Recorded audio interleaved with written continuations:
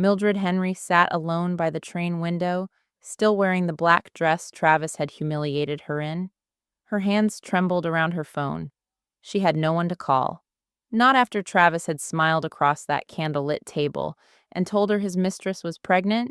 Not after he slid divorce papers beside her wine glass like she was just another business problem to solve. Then an old woman sat beside her. Without looking at Mildred, she whispered, "He told you were too emotional. He told you no one would believe you. He told you the house was never really yours." Mildred's blood went cold. "Who are you?" she asked. The old woman turned slowly. "I'm his mother."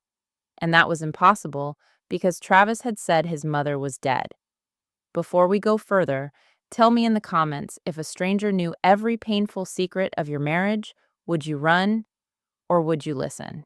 The first time Travis Caldwell told Mildred Henry she was too emotional, he had smiled when he said it. That was the part she remembered most now. Not the words, the smile, soft, patient, loving enough to make her feel guilty for being hurt.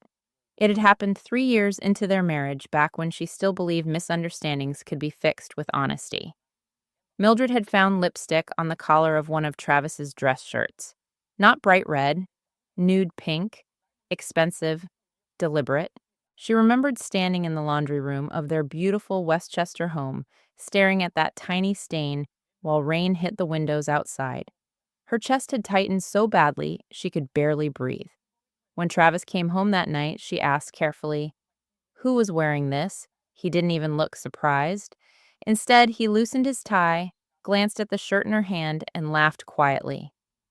"Mildred," he sighed, "you really need to stop creating problems where there aren't any. But there's lipstick on your shirt. It was probably from the charity dinner. You said there were no women sitting near you, and now you're interrogating me over fabric," he asked gently. "You're too emotional lately." That sentence changed something inside her. Not all at once. Slowly, like water dripping through a ceiling until the whole structure weakened. Because after that night, Mildred began questioning her own instincts more than she questioned Travis. And Travis noticed. He always noticed. By the 9th year of their marriage, Mildred barely recognized herself anymore. Once she had been one of the most promising young interior designers in Manhattan. She used to spend afternoons sketching luxury, loft concepts in coffee shops downtown, dreaming about opening her own studio before she turned 35. She had opinions back then, taste, confidence. People listened when she spoke. Then she met Travis Caldwell at a real estate networking gala in Tribeca. He was charming in the way powerful men often are attentive, without seeming desperate, confident without appearing arrogant. He looked at Mildred like she was the only person in the room worth listening to, at least in the beginning. "You see spaces differently," he had told her on their third date. No one had ever noticed that about her before. He sent flowers to her office, remembered tiny details, called her brilliant in front of people. And Mildred, who had spent most of her 20s fighting to be taken seriously in male-dominated design firms, fell in love with the safety of being admired. But admiration slowly turned into ownership. At first, it sounded romantic. "You work too hard. Let me take care of you. You don't need stressful clients anymore. We're building a life together now." Then it became subtler. Travis would rewrite her emails before she sent them because they sounded too emotional. He would interrupt her stories at dinner parties to clarify what she meant. If she disagreed with him in public, he'd squeeze her knee under the table hard enough to leave bruises hidden beneath her dress. Not enough to frighten her, just enough to remind her. And somehow Travis always made her feel responsible for his behavior afterward. "You know how important these clients are. You embarrassed me. I need a wife who supports me." Over time, Mildred stopped arguing because every disagreement exhausted her. She stopped calling old friends because Travis said they filled her head with negativity. She stopped designing because Travis convinced her his career required more attention right now. Eventually, she stopped hearing herself. The worst part wasn't the cruelty. It was how reasonable he made it sound. That was what nobody understood about men like Travis Caldwell. They didn't scream all the time. They didn't slam doors every night. Sometimes they simply rearranged reality until a woman no longer trusted her own reflection. The train rattled beneath Mildred as she stared at the dark window beside her. Across from her, Eleanor Caldwell sat quietly, with gloved hands folded in her lap. The resemblance between Eleanor and Travis was impossible to ignore now that Mildred looked closely. Same gray-blue eyes, same controlled stillness. But where Travis's silence felt cold, Eleanor's felt haunted. "You loved him very much," Eleanor said softly. Mildred swallowed hard. "I still do?" she admitted before she could stop herself. The confession embarrassed her immediately. After the affair, after the humiliation, after the divorce papers, after Brianna, and yet part of her still loved him. Eleanor nodded like she already knew. "That's what makes men like Richard dangerous," she whispered. "Richard Travis's father." Mildred stiffened slightly. Travis rarely spoke about his father either. Only enough to say Richard Caldwell built the family empire from nothing and believed weakness destroyed people. He adored his father. Eleanor continued. "He worshipped him." "What happened to him?" Eleanor gave a sad smile. "He became him." Silence settled between them again. Outside, the city lights blurred past like fading memories. Mildred stared down at her wedding ring. She had almost taken it off 3 times tonight. First at the gala, when Brianna touched Travis's arm in front of everyone. Then at dinner, when Travis slid the divorce papers toward her beside the candlelight. And finally, on the platform before boarding the train. But every time she froze, because removing the ring meant admitting the marriage was dead. And some part of Mildred still felt responsible for keeping it alive, as if failing to save Travis somehow meant failing herself. "You lost a baby," Eleanor said quietly. Mildred's head snapped up. Pain shot through her so suddenly, she almost couldn't breathe. "How do you know that?" Eleanor looked away toward the passing darkness outside the window. "Because after that happened," she said carefully, "Travis became exactly like Richard." Mildred's stomach twisted. Nobody knew what really happened after the miscarriage. Not even her closest friends. They only knew Mildred disappeared for months. What they didn't know was that Travis had barely touched her afterward, barely looked at her, as though grief itself disgusted him. One night, only 2 weeks after she lost the baby, Mildred woke up alone in bed at nearly 2 in the morning. She found Travis downstairs in the kitchen drinking bourbon in the dark. "I miss her," Mildred whispered. Travis didn't answer immediately. Then he finally said something she would never forget. "You need to stop drowning in things that are over." Over. Like their daughter had been a business deal that failed to close. Mildred had cried herself to sleep that night, while Travis stayed downstairs answering work emails. Now sitting across from Eleanor, she realized something terrifying. That memory wasn't an exception. It was a warning she never allowed herself to hear. "You're not crazy," Mildred Eleanor said softly, almost urgently now. "That's the first thing you need to understand." Mildred felt tears burn behind her eyes, because she hadn't realized how badly she needed someone to say that. Not dramatic, not unstable, not too emotional, not impossible to love, just hurt. Deeply hurt. The train began slowing as it approached the next station. Eleanor reached carefully into her leather bag and pulled out a worn blue folder. The edges were bent with age. She held it tightly for a second before handing it to Mildred. "What is this?" Eleanor looked directly at her. "The reason Travis is really divorcing you." And for the first time that night, Mildred felt something stronger than heartbreak. Fear. The blue folder sat unopened on Mildred's lap for almost 20 minutes. She couldn't bring herself to touch it. The train hummed softly beneath them as midnight stretched across the windows like black ink, and Mildred kept staring at the worn edges of the folder as if it might explode the second she opened it. Eleanor didn't pressure her. She simply sat there quietly, hands folded over her coat, watching the darkness outside. Finally, Mildred spoke. "What do you mean?" she asked carefully. "The real reason," Eleanor exhaled slowly. "Men like Travis never leave without protecting themselves first." Mildred's throat tightened. He already protected himself, she whispered bitterly. He has the apartment, the lawyers, the company, the mistress carrying his baby. No, Eleanor said softly. That's not protection. That's image. Then her expression darkened. What he's doing to you is survival. The words chilled Mildred more than she expected, because deep down she already knew Eleanor was right.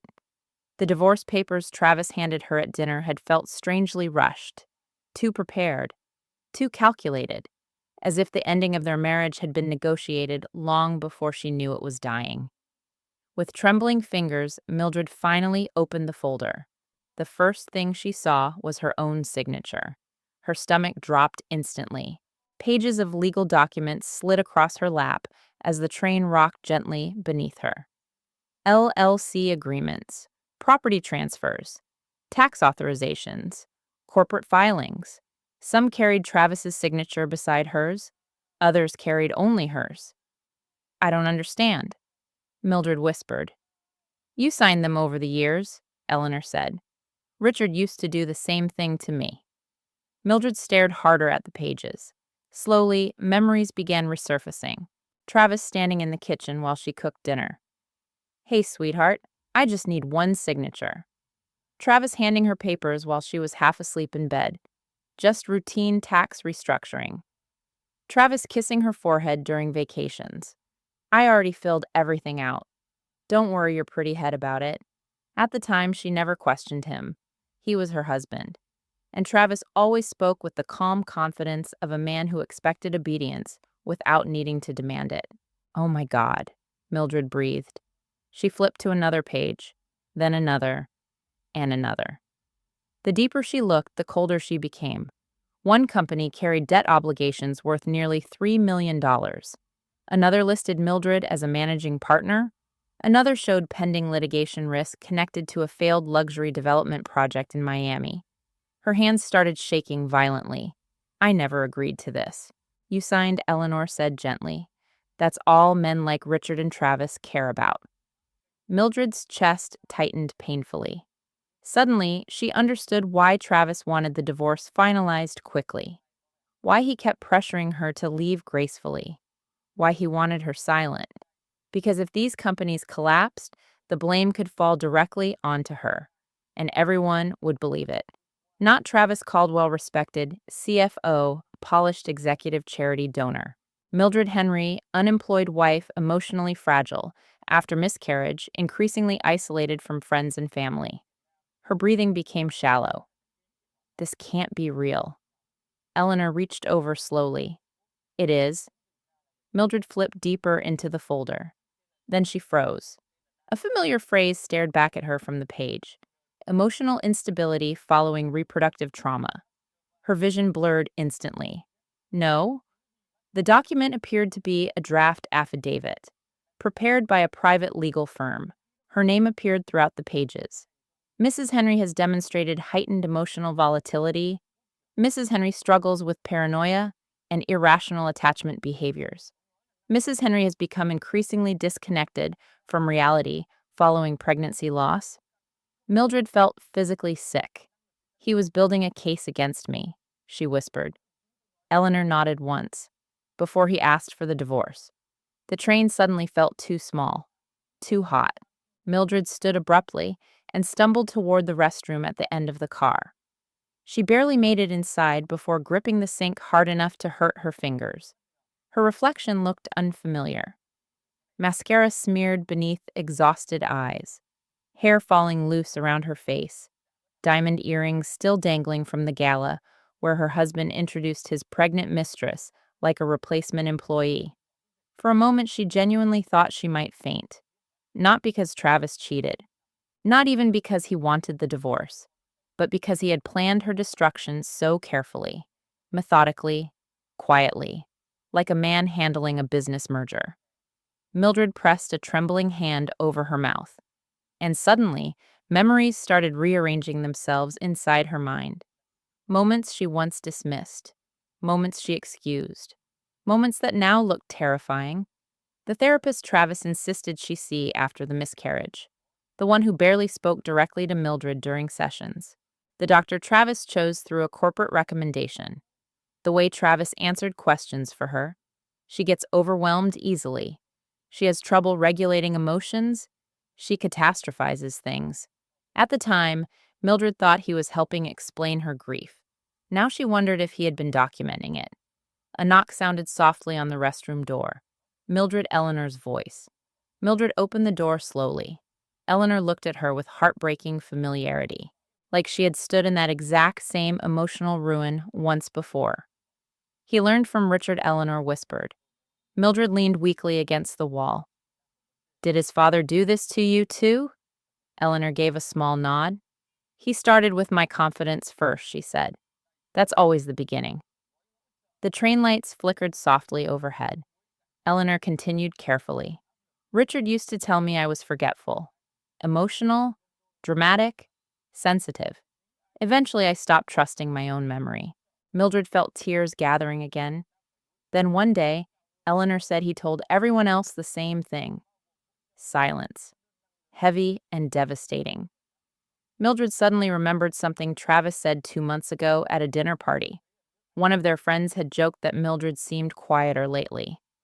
Travis laughed softly and replied, She's been a little unstable since the miscarriage. Everyone had looked at Mildred with pity afterward. At the time, she thought he was being vulnerable. Now she realized he was preparing witnesses. Oh my God, she whispered again. Eleanor's expression tightened painfully. That's how it starts. Little comments, tiny doubts, private concern disguised as love. Mildred slid down onto the small bench beside the restroom wall, exhausted beyond words. I loved him, she said weakly. I know. I would have done anything for him. I know. Mildred finally broke then.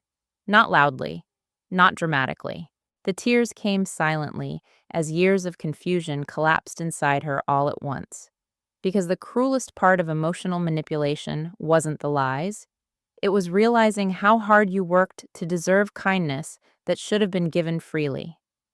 Eleanor sat beside her quietly while she cried. No judgment, no interruptions, no telling her she was overreacting. After several minutes, Mildred finally wiped her face. What do I do now? Eleanor looked at her carefully. For tonight? Mildred nodded weakly. You survive the night, Eleanor said. Then her voice hardened slightly. And tomorrow, you stop being the woman they built this trap for. Mildred looked down at the folder still clutched in her hands. Fear still lived inside her. But something else had appeared beside it now. Anger. Cold. Steady. Alive. The train began slowing as it approached Manhattan. Mildred took a slow breath. Then she noticed another document partially sticking from the folder. Unlike the others, this one carried a recent date. 3 weeks ago. Her fingers trembled as she pulled it free. At the top of the page was a title, Petition for Emergency Financial Protection Against Spousal Instability. And beneath it, a psychiatric evaluation request, filed by Travis Caldwell, against his own wife. By the time the train reached Penn Station, Mildred Henry felt like she had aged 10 years. The city outside looked exactly the same. Yellow taxis, rain-soaked sidewalks, towering glass buildings glowing against the dark sky. But something fundamental inside her had shifted during that train ride. The illusion was gone. Not completely, not painlessly. A part of her still wanted Travis to explain everything in a way that made sense. A part of her still hoped there had been some misunderstanding buried beneath all the documents and betrayals. But another part, a quieter, colder part, finally understood something terrifying. Travis had never been planning a divorce. He had been planning an escape, and he intended to leave Mildred carrying the wreckage behind him. You shouldn't go home tonight, Eleanor said as they stepped onto the crowded platform. Steam curled through the station air while commuters rushed past them without noticing the devastation unfolding between two women standing near track 12. Mildred wrapped her coat tighter around herself. I don't have anywhere else. You can stay with me. Mildred hesitated immediately, not because she distrusted Eleanor anymore, but because trusting anyone now felt dangerous. Eleanor seemed to understand. "You don't owe me trust," she said softly. "Not yet." That nearly made Mildred cry again, because kindness without pressure suddenly felt foreign. "My things are at the house," Mildred whispered. The house. Even now she still called it that. Not Travis's house. Their house. The place she spent 9 years turning into a home, while Travis quietly prepared to erase her from it. Eleanor looked at her carefully. "If you go back tonight," she said gently, "you need to understand something first." Mildred waited silently. Travis already thinks he's won. Those words settled heavily inside her chest. And the worst part was, he probably did, because Travis had always been 5 steps ahead of everyone around him. That was what made him successful. Dangerously successful. Even during arguments, he never reacted emotionally right away. He observed first, calculated first, positioned himself first. Then he struck. Mildred remembered one particular fight nearly 4 years ago. She had accused Travis of hiding financial information from her after noticing unusual transfers between accounts. At first, Travis remained calm, almost amused. "You're looking through business records now?" he asked lightly. "I'm your wife, and I provide everything for you. That's not the point." "No," Travis replied coldly. "The point is that you don't understand what you're reading." She remembered feeling stupid almost instantly. Embarrassed? Ashamed for even asking. Then later that night, Travis wrapped his arms around her in bed and whispered, "I worry about you sometimes." At the time, she thought it sounded loving. Now she realized it sounded like documentation. The taxi ride to Westchester felt endless. Rain streaked across the windows, while Eleanor sat beside her in silence, the blue folder resting between them like a loaded weapon. Mildred stared at her phone the entire ride. 3 missed calls from Travis, 2 texts. "Where are you? We need to handle this like adults. Don't create unnecessary drama tonight." The last message made something twist sharply inside her stomach. Because even now, after all this, Travis's biggest concern was control. Not her pain, not the affair, not the years of manipulation, just control. Mildred typed a response 3 separate times before deleting it. Finally, she locked the phone screen entirely. Eleanor noticed. "Good," she said quietly. "What, you didn't answer immediately?" Mildred looked confused. Eleanor gave a sad smile. Men like Travis train women to respond instantly. Their comfort becomes your reflex. The realization hit harder than Mildred expected, because it was true. Every time Travis called, she answered. Every time Travis texted, she replied, even when she was angry, even when she was hurt, even when he was cruel. Especially then. The taxi finally pulled into the long, curved driveway of the Westchester house just after 1 in the morning. Warm lights glowed behind the massive front windows. For a brief second, Mildred remembered the first day they bought it. She had walked barefoot across the empty hardwood floors while laughing sunlight pouring through the windows. "This place feels safe," she told Travis. He kissed her forehead and replied, "That's because I'll always protect you." Mildred nearly felt sick remembering it now. The front door unlocked before she even reached it. Travis stood there waiting, still wearing the charcoal suit from dinner, still perfectly composed, too composed. His eyes immediately moved from Mildred to Eleanor standing behind her. And for the first time since Mildred met him, Travis Caldwell looked genuinely shaken. Silence flooded the doorway. Eleanor stared at him without speaking.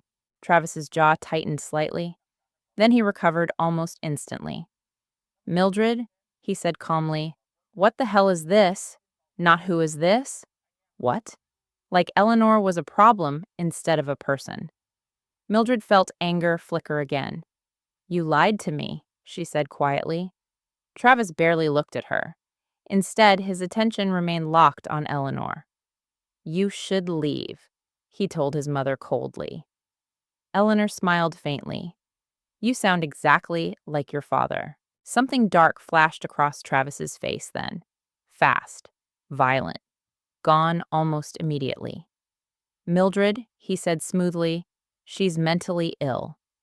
The sentence hit the air with terrifying familiarity. Eleanor didn't even flinch. But Mildred did, because suddenly she recognized the pattern in real time. Not emotional reaction, character destruction, instantly, strategically. "She showed you documents, didn't she?" Travis asked. Mildred said nothing. That woman has spent 30 years trying to punish this family. "She's your mother," Mildred whispered. Travis's expression hardened. "No," he said flatly. "She stopped being my mother a long time ago." Eleanor looked at him with heartbreaking pity. "You were such a gentle little boy once." "Don't. You used to cry when birds hit windows." "I said don't." The sharpness in Travis's voice startled even Mildred. Then just as quickly, he softened again and turned toward her. "This is exactly why I didn't want her near you," he said quietly. "She manipulates vulnerable women. Vulnerable women." The phrasing made Mildred's skin crawl, because suddenly every sentence Travis spoke sounded rehearsed, careful, clinical, like he had spent years learning how to shape reality through language. "She told me about the psychiatric evaluation," Mildred said. For the first time all night, Travis finally looked directly at her, and the silence that followed told her everything. Not guilt, not remorse. Calculation. "You went through confidential legal paperwork," he asked calmly. Mildred stared at him in disbelief. "That's your response." "My response," Travis replied carefully, "is that you clearly don't understand the situation. There's $3 million of debt attached to companies under my name. They're protected structures. You used me, Mildred. You used me." Her voice cracked this time, not from weakness, from grief. Years of grief. Travis stepped closer slowly, like someone approaching an unstable animal. "You are spiraling right now," he said gently. And there it was again. The language, the positioning, the quiet attempt to define her reality before she could define it herself. Eleanor suddenly spoke. "Richard used to lower his voice too," she said softly. "Right before he destroyed someone." Travis's entire body stiffened. "Get out." Eleanor smiled sadly. "You can't erase women forever, Travis." For one horrifying second, Mildred thought he might explode. But instead, Travis did something worse. He smiled. Cold, controlled, dangerously calm. Then he looked at Mildred and said the sentence that finally shattered whatever remained of her old life. "If you keep listening to her," he said softly, "I'll have no choice but to protect myself from you legally." Mildred felt the room tilt beneath her, not because she was surprised anymore, but because she finally understood. This man was not trying to save their marriage. He was preparing for war. And somehow, she had been the only person who didn't know it. Mildred didn't remember walking upstairs. One moment she was standing in the foyer, staring at Travis like he was suddenly a stranger wearing her husband's face. The next, she was inside their bedroom, gripping the edge of the dresser so tightly her fingers hurt. Downstairs, muffled voices echoed faintly through the house. Travis, Eleanor. Sharp tension vibrating beneath every word. But Mildred couldn't focus on them anymore, because she had finally crossed into the most terrifying stage of betrayal. Recognition. Not suspicion, not denial, recognition. The room around her suddenly looked different now that the illusion was gone. The pale gray walls she painted herself, the custom curtains she hand-selected from a designer showroom in Soho, the framed wedding photo above the fireplace, where Travis smiled down at her like devotion itself. Every object in the room carried evidence of her love, and somehow that made the betrayal feel even more humiliating. Mildred slowly sat on the edge of the bed. Their bed? No. His bed now, apparently. A wave of nausea rolled through her. She remembered how carefully she made this room after the miscarriage. The soft lighting, the calming colors, the scented candles the therapist recommended. Anything to survive the grief. But Travis never grieved with her. He endured her grief. That realization hit differently now. At the time, she thought they were simply mourning differently. Now she understood something darker. Grief inconvenienced him. A soft knock sounded at the door.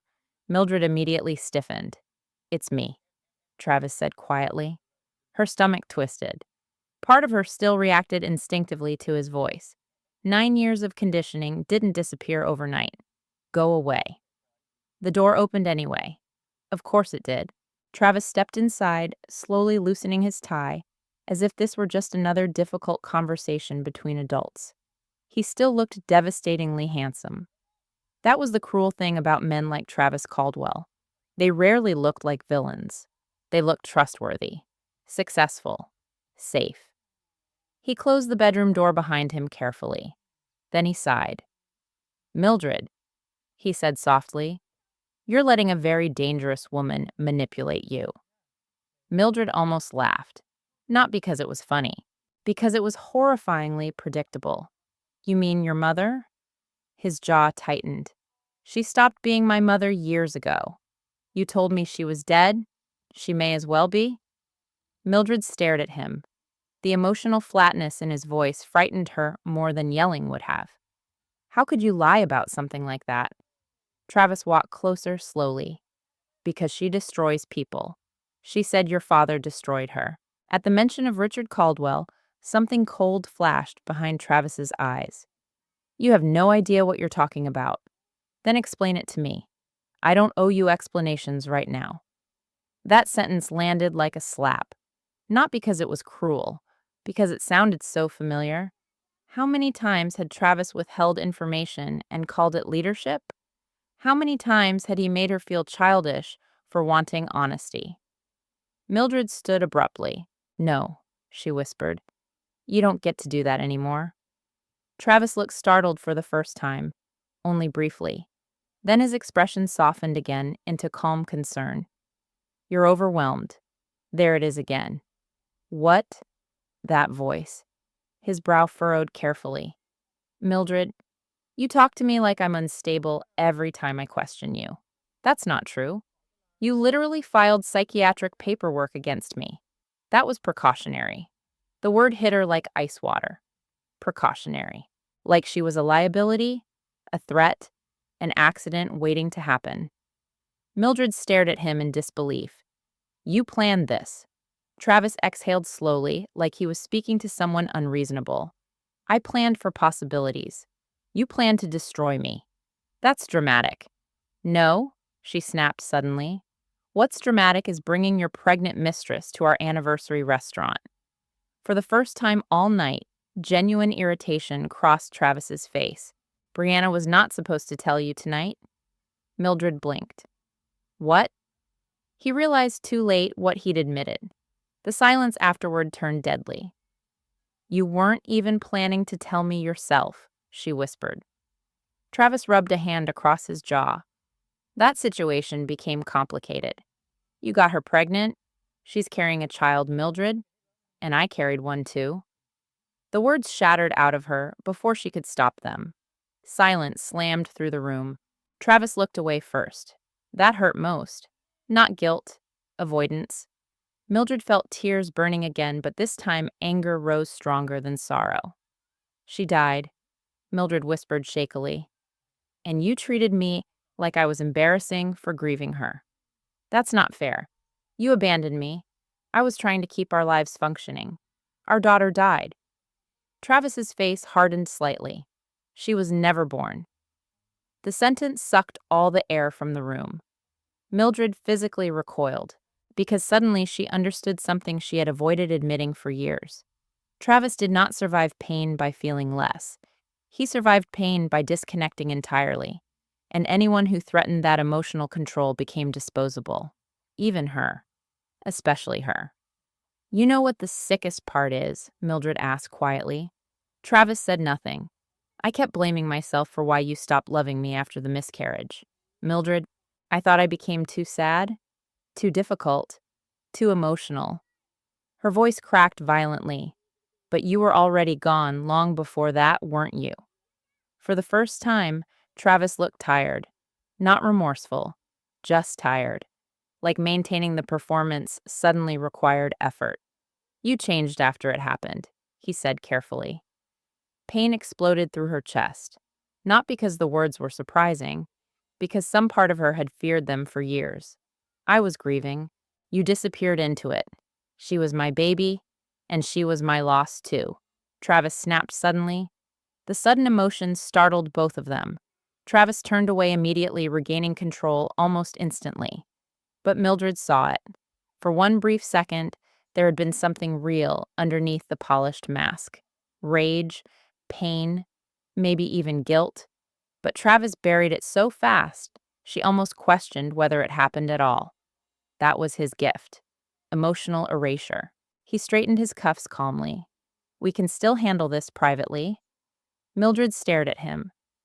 You really still think this is about reputation? It's about protecting both of us. No, she whispered. It's about protecting you. His silence confirmed it. Downstairs, a floorboard creaked faintly. Eleanor was probably still waiting, listening, maybe terrified. Mildred suddenly imagined what Eleanor must have looked like 30 years ago, standing in another beautiful house, while Richard Caldwell calmly dismantled her reality piece by piece. The thought made something inside Mildred harden. Not completely, but enough. She walked slowly toward the closet. Travis watched carefully. What are you doing? Mildred pulled a suitcase down from the shelf. His expression shifted instantly. You're leaving? I need space. Mildred, be rational. That word again. Rational. As if pain itself were evidence against her. She started pulling clothes from hangers with shaking hands. Travis moved closer. If you walk out tonight, he said quietly, things become significantly harder. Mildred stopped folding. Slowly she looked at him, and suddenly she understood the hidden threat beneath every calm sentence he'd spoken tonight.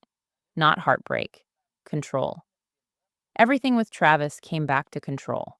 You're threatening me, she whispered. No, he replied smoothly. I'm warning you. Mildred's pulse thundered painfully. Then Travis said the sentence that finally broke whatever fragile hope remained inside her. If this becomes public, he said calmly, your mental state will absolutely become part of the legal discussion. There it was. Finally. The truth without disguise. Not love, not concern. Leverage. Mildred stared at the man she married and realized something devastating. Travis had never truly believed she would leave him, because he spent years making sure she believed she couldn't survive without him. But tonight, for the first time, Mildred was starting to wonder if surviving him might actually be possible. Mildred barely slept. Not at Eleanor's apartment. Not even after exhaustion finally dragged her body into bed sometime after 3 in the morning. Because every time she closed her eyes, she saw Travis standing in their bedroom doorway, saying the words again. Your mental state will become part of the legal discussion. Not grief, not concern. A warning. The realization poisoned everything retroactively. Every therapy session, every carefully worded conversation, every time Travis gently implied she was overwhelmed, fragile, irrational. By sunrise, Mildred sat alone at Eleanor's tiny kitchen table, wrapped in an oversized cardigan that smelled faintly like lavender and old books. The apartment itself felt strange to her. Not luxurious, not curated, not polished for appearances. It was small but warm, tucked inside an old Upper West Side building with creaking floors and shelves overflowing with worn novels. Nothing matched perfectly. Nothing looked staged. And somehow it felt more peaceful than the mansion in Westchester ever had. Eleanor stood by the stove, making coffee quietly. Mildred watched her carefully. It was still difficult reconciling this gentle older woman with the terrifying story Travis told about her. You keep waiting to see if I'm crazy? Eleanor said softly, without turning around. Mildred immediately flushed. I'm sorry. Eleanor smiled sadly. You don't need to apologize. That's what they trained you to expect. The words landed heavily, because that was exactly it. Trained. Not convinced, not persuaded, trained. Like emotional obedience had become muscle memory. Eleanor carried 2 mugs to the table and sat across from Mildred. Morning light spilled softly through the apartment windows, illuminating the exhaustion beneath Eleanor's eyes. "You look like him," Mildred admitted quietly. Eleanor looked down at her coffee. "He looks like Richard." Silence settled again. Then Mildred finally asked the question that had been haunting her since the train. "What actually happened to you?" Eleanor was quiet for a long moment. Not hesitant, careful, like certain memories still carried teeth. Finally, she spoke. "I was 26 when I married Richard Caldwell," she said softly. "I thought he hung the moon." Mildred listened without interrupting. He was brilliant, charming, powerful. Eleanor smiled faintly. "And when a powerful man chooses you, it feels like winning something." Mildred felt that painfully, because she understood exactly what Eleanor meant. Richard Caldwell had built one of the largest real estate investment firms in Boston during the late 80s and early 90s. Magazine covers, political connections, charity galas, everyone adored him, especially women. But Richard didn't love women, Eleanor said quietly. He loved ownership. The sentence sat heavily between them. At first he worshipped me, then he corrected me, then he controlled me. Mildred's stomach tightened. It sounded horrifyingly familiar. Eleanor stared out the window as she continued. "He used to tell me I was too trusting, too emotional, too soft for his world." She smiled bitterly. "Eventually I started repeating those things about myself before he even had to say them." Mildred looked down slowly, because she had done that too. At dinner parties, she apologized before speaking. In meetings, she minimized her own opinions. Around Travis's colleagues, she laughed at herself before anyone else could. Not naturally. Conditioned. "What changed?" Mildred asked carefully. Eleanor's face darkened. "I found documents." Mildred froze slightly. "Richard was moving money through shell companies tied to my name." Eleanor gave a humorless laugh. "Sound familiar?" A chill moved through Mildred's body. "He said I signed everything voluntarily," Eleanor continued. "And technically, I had, because you trusted him." "Yes." The simplicity of that answer nearly broke Mildred's heart, because trust was supposed to be beautiful, but men like Richard and Travis weaponized it. Eleanor folded her hands tightly together. "When I confronted Richard, he became very calm." Mildred immediately looked up. Calm. Always calm. "He told me I was exhausted, emotional, paranoid." Eleanor swallowed hard. Then suddenly doctors started asking me strange questions. Mildred felt her chest tighten. Doctors, psychiatrists. The room seemed to go colder. Eleanor stared into her coffee. At first it looked compassionate. "Richard said he worried about me, said grief and stress were affecting my judgment." "What grief?" Eleanor's eyes flickered painfully. "I lost a baby too." Mildred stopped breathing for a second. The parallel hit so hard it felt violent. "He used it against you," she whispered. Eleanor nodded slowly. "They always use the wound they didn't help heal." Tears burned behind Mildred's eyes again, because suddenly she understood something devastating. Travis didn't invent this cruelty. He inherited it, learned it, watched it happen, maybe even benefited from it. "What about Travis?" Mildred asked softly. "Did he know?" Eleanor closed her eyes briefly. "He was young, but yes." Pain crossed her face then. "Not anger? Maternal grief?" "The hardest part wasn't losing Richard," Eleanor whispered. "It was watching my son slowly become loyal to the man hurting me." Mildred felt sick.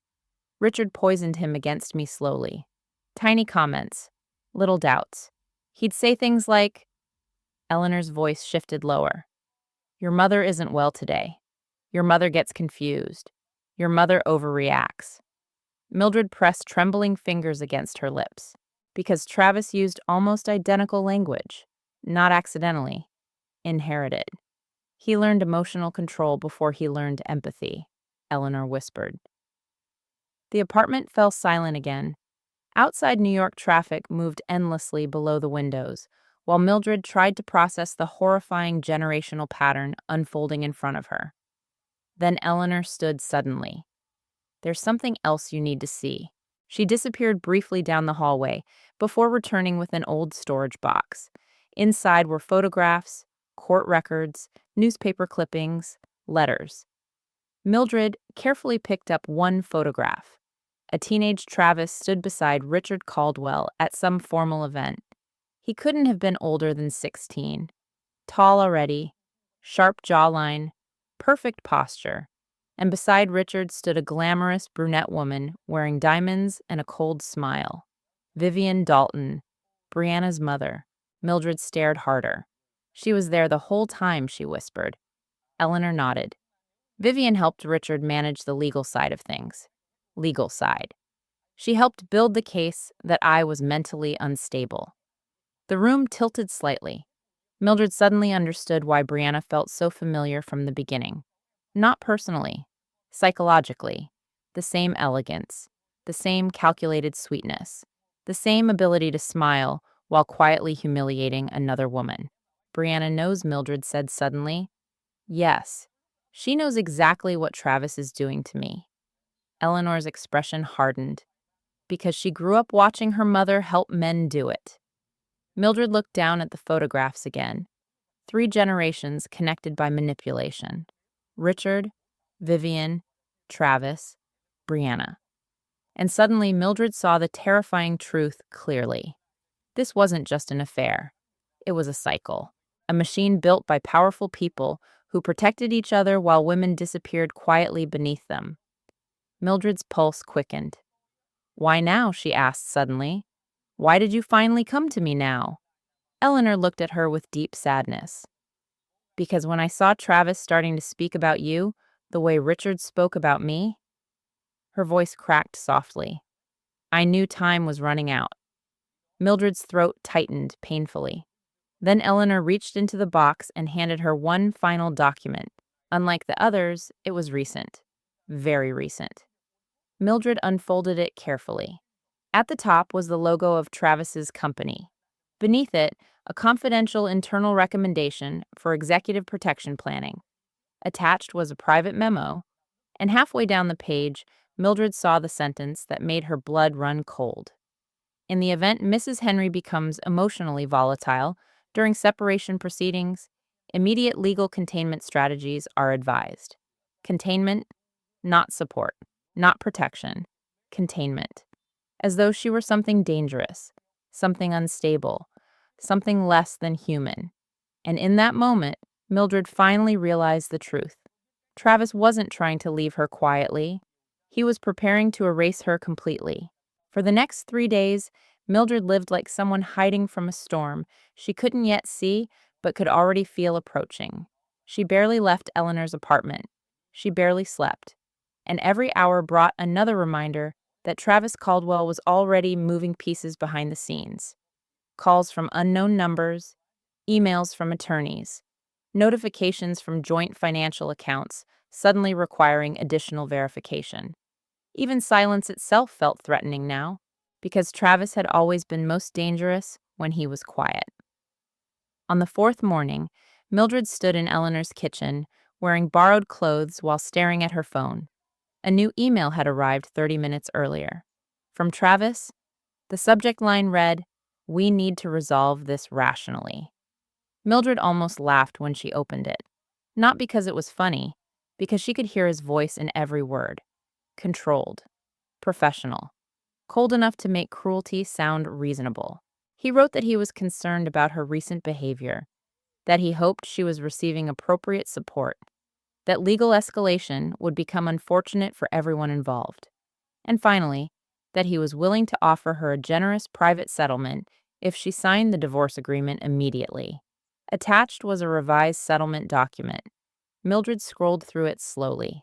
Her hands began shaking halfway down the second page.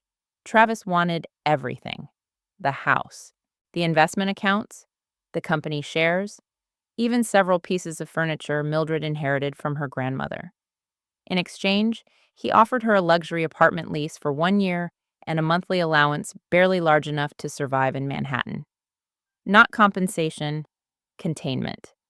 The same word echoed in her head again. Containment strategies advised. She suddenly realized something terrifying. Travis never expected her to fight back. Not truly.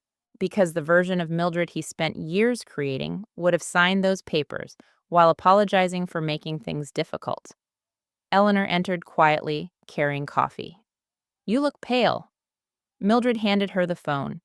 Eleanor read silently for a moment before exhaling sharply through her nose. "He's accelerating." What does that mean? It means he's nervous. Mildred frowned. "Travis doesn't seem nervous." "Men like Richard and Travis never look nervous," Eleanor replied calmly. "They look organized." That sentence stayed with Mildred long after Eleanor said it, because it was true.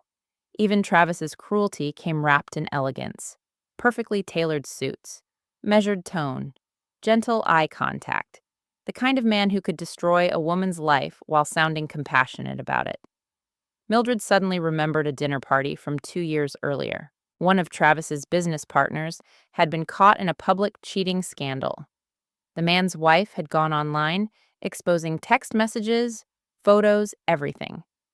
Mildred remembered saying quietly afterward, she must have been devastated. Travis barely looked up from his whiskey. She was emotional. Mildred frowned at the memory now. Not heartbroken, not betrayed. Emotional, as though pain itself weakened credibility. Her phone buzzed again. This time it was a text. From Brianna. Mildred stared at the name for several seconds before opening it. "We should talk woman to woman." A cold wave of disgust moved through her. Woman to woman. After sleeping with her husband. After sitting at that restaurant table, touching her stomach, while Travis dismantled 9 years of marriage. Still, Mildred replied before she could stop herself. "About what?" The response came immediately. "About surviving Travis?" Mildred froze. Eleanor looked up sharply. "What?" Slowly, Mildred handed her the phone. Eleanor read the message twice. Then her face darkened. "She's afraid." "Of Travis, yes." Mildred struggled to process that.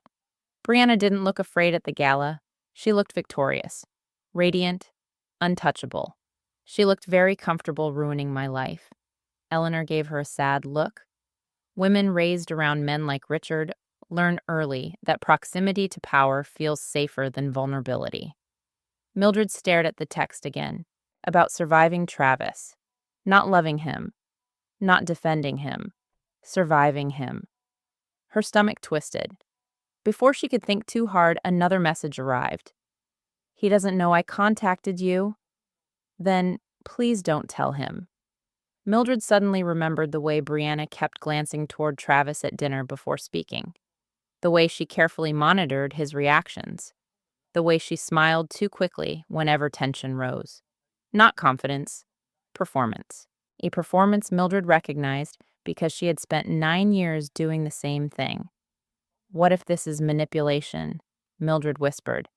"It might be," Eleanor admitted, "but fear can make people reckless, even women like Brianna." Mildred looked back down at the messages. Then another arrived. "Meet me tonight, alone," followed by an address in Tribeca. Mildred's pulse quickened. Every instinct screamed not to go.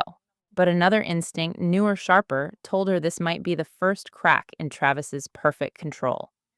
That afternoon, Mildred finally left the apartment for the first time since the train ride. New York felt strange now, sharper somehow, like she had spent years sleepwalking through her own life and was only now waking up fully. As she walked through Manhattan streets crowded with executives and tourists and couples holding hands, Mildred kept noticing things she ignored before. How often women apologized unnecessarily. How many interrupted themselves while speaking. How many instinctively made themselves smaller around powerful men. It suddenly felt like seeing invisible wiring beneath the world. By evening, rain had started again. Tribeca glowed beneath wet streetlights as Mildred stepped into a quiet, upscale wine bar tucked between luxury apartment buildings. Brianna was already there. Silver coat, perfect makeup, elegant posture. but up close she looked exhausted, not glamorous, cornered. Their eyes met across the room, and for one strange moment, Mildred felt something unexpected. Not hatred, recognition. Brianna stood slowly. You came. Mildred remained near the entrance. Say what you wanted to say. Brianna glanced around nervously before lowering her voice. You need to understand something before it's too late. Mildred folded her arms tightly. Too late for what Brianna hesitated, then finally whispered, Travis knows you won't sign quietly anymore. A chill slid down Mildred's spine, and Brianna's face paled slightly. And when Travis loses control of a situation, she swallowed hard. He becomes someone else. Mildred stared at her. What does that mean? Brianna looked directly into her eyes then, and for the first time since meeting her, the mask disappeared completely. He's already preparing to destroy you publicly. Silence crashed between them. Then Brianna added softly, and this time, I don't think even he knows how far he's willing to go. For several seconds, Mildred couldn't speak. Rain tapped softly against the wine bar windows, while Brianna sat across from her, gripping a glass of untouched white wine with visibly trembling fingers. The woman who once looked untouchable at Travis's side now seemed strangely fragile, human, and somehow that frightened Mildred more. What exactly is he planning? Mildred asked quietly. Brianna looked around before leaning closer. I don't know everything, she whispered. Travis doesn't tell anyone everything. Of course he didn't. Control depended on isolation. Mildred knew that now. Then why contact me? Brianna laughed softly, but there was no humor in it, because I made the mistake of thinking I was different. Mildred stared at her carefully. You slept with my husband. Pain flickered across Brianna's face. I know. You sat across from me while he handed me divorce papers. I know. You stood in my house. Brianna looked down immediately, and suddenly Mildred realized something. Shame. Real shame. Not performance, not manipulation. For the first time since this nightmare began, Brianna actually looked ashamed. I didn't think he'd go this far, Brianna whispered. Mildred almost snapped back something cruel, but the words died before they reached her mouth, because another realization had begun forming slowly beneath the anger. Women like Brianna didn't appear out of nowhere. They were created too, not the same way Mildred was, but still shaped by the same kind of men. What did he tell you about me? Mildred asked carefully. Brianna hesitated, then finally answered. That you were unstable after the miscarriage. She swallowed hard. That you isolated yourself. That he stayed because he felt guilty leaving you. Mildred felt physically ill, not because it hurt, because it sounded believable. That was the genius of emotional manipulation. The lies always carried enough truth to survive scrutiny. Yes, I withdrew after losing the baby, Mildred said quietly. Yes, yes, I stopped working. Yes, yes, I struggled emotionally. Brianna looked at her sadly. He used your pain to build a story. Mildred stared down at the table. A story. That was exactly what Travis had been constructing all along. Not just a divorce, a narrative, one where he looked patient and responsible, while Mildred slowly became the unstable wife he sadly could no longer save. And suddenly, she remembered dozens of tiny moments she once dismissed. Travis insisting on accompanying her to therapy appointments. Travis apologizing to people for her stress levels. Travis joking publicly about her emotional reactions. Little things, always little things, until they became a portrait. Did you know about the legal documents? Mildred asked. Brianna nodded weakly. Not at first. When, a few weeks ago, Mildred's chest tightened, and you stayed. Pain crossed Brianna's face again. You think women leave powerful men the second they become afraid? The question landed harder than Mildred expected, because she didn't. Not immediately, not even now completely. Brianna stared into her wine glass. My mother spent my whole life teaching me that security mattered more than love. Vivian Dalton, the same woman who helped destroy Eleanor decades earlier. She used to say women survive by attaching themselves to powerful men before the world destroys them. Mildred felt cold hearing it. What a miserable way to live. Brianna smiled faintly. You married Travis, too. The truth of that sat painfully between them, because Brianna wasn't entirely wrong. Mildred had loved Travis deeply, but she also loved what he represented: security, admiration, protection. She just never realized protection could become a cage. What changed? Mildred asked softly. Brianna's eyes filled suddenly. He scared me. Mildred went still, not because she doubted it, because she believed her immediately. How Brianna hesitated for several seconds before answering. I questioned one of the financial transfers he asked me to help coordinate. Mildred leaned forward slightly. And he smiled at me. Brianna's voice shook. That calm smile he does when he's angry. Mildred knew exactly the smile she meant. Brianna continued quietly. He told me I was becoming emotional because of the pregnancy. Her breathing unsteady now. Then he asked if I thought I was stable enough to raise a child under stress. A chill spread through Mildred's body. Same tactic. Different woman. He made me feel crazy for asking questions, Brianna whispered. Mildred closed her eyes briefly, because she knew that feeling intimately. The confusion, the self-doubt, the exhaustion of defending your own reality. When did you realize what he was doing? Mildred asked. Brianna laughed weakly. When he started speaking to me, the exact same way he spoke about you. Silence. Heavy. Painful. Outside headlights slid across the rain-soaked street, while the city moved around them completely unaware of the emotional wreckage unfolding inside the small wine bar. Finally, Mildred asked the question haunting her most. Is the baby his? Brianna froze completely. And in that silence, Mildred got her answer before Brianna even spoke. I don't know, Brianna admitted quietly. The confession stunned Mildred more than she expected. There's someone else, she whispered.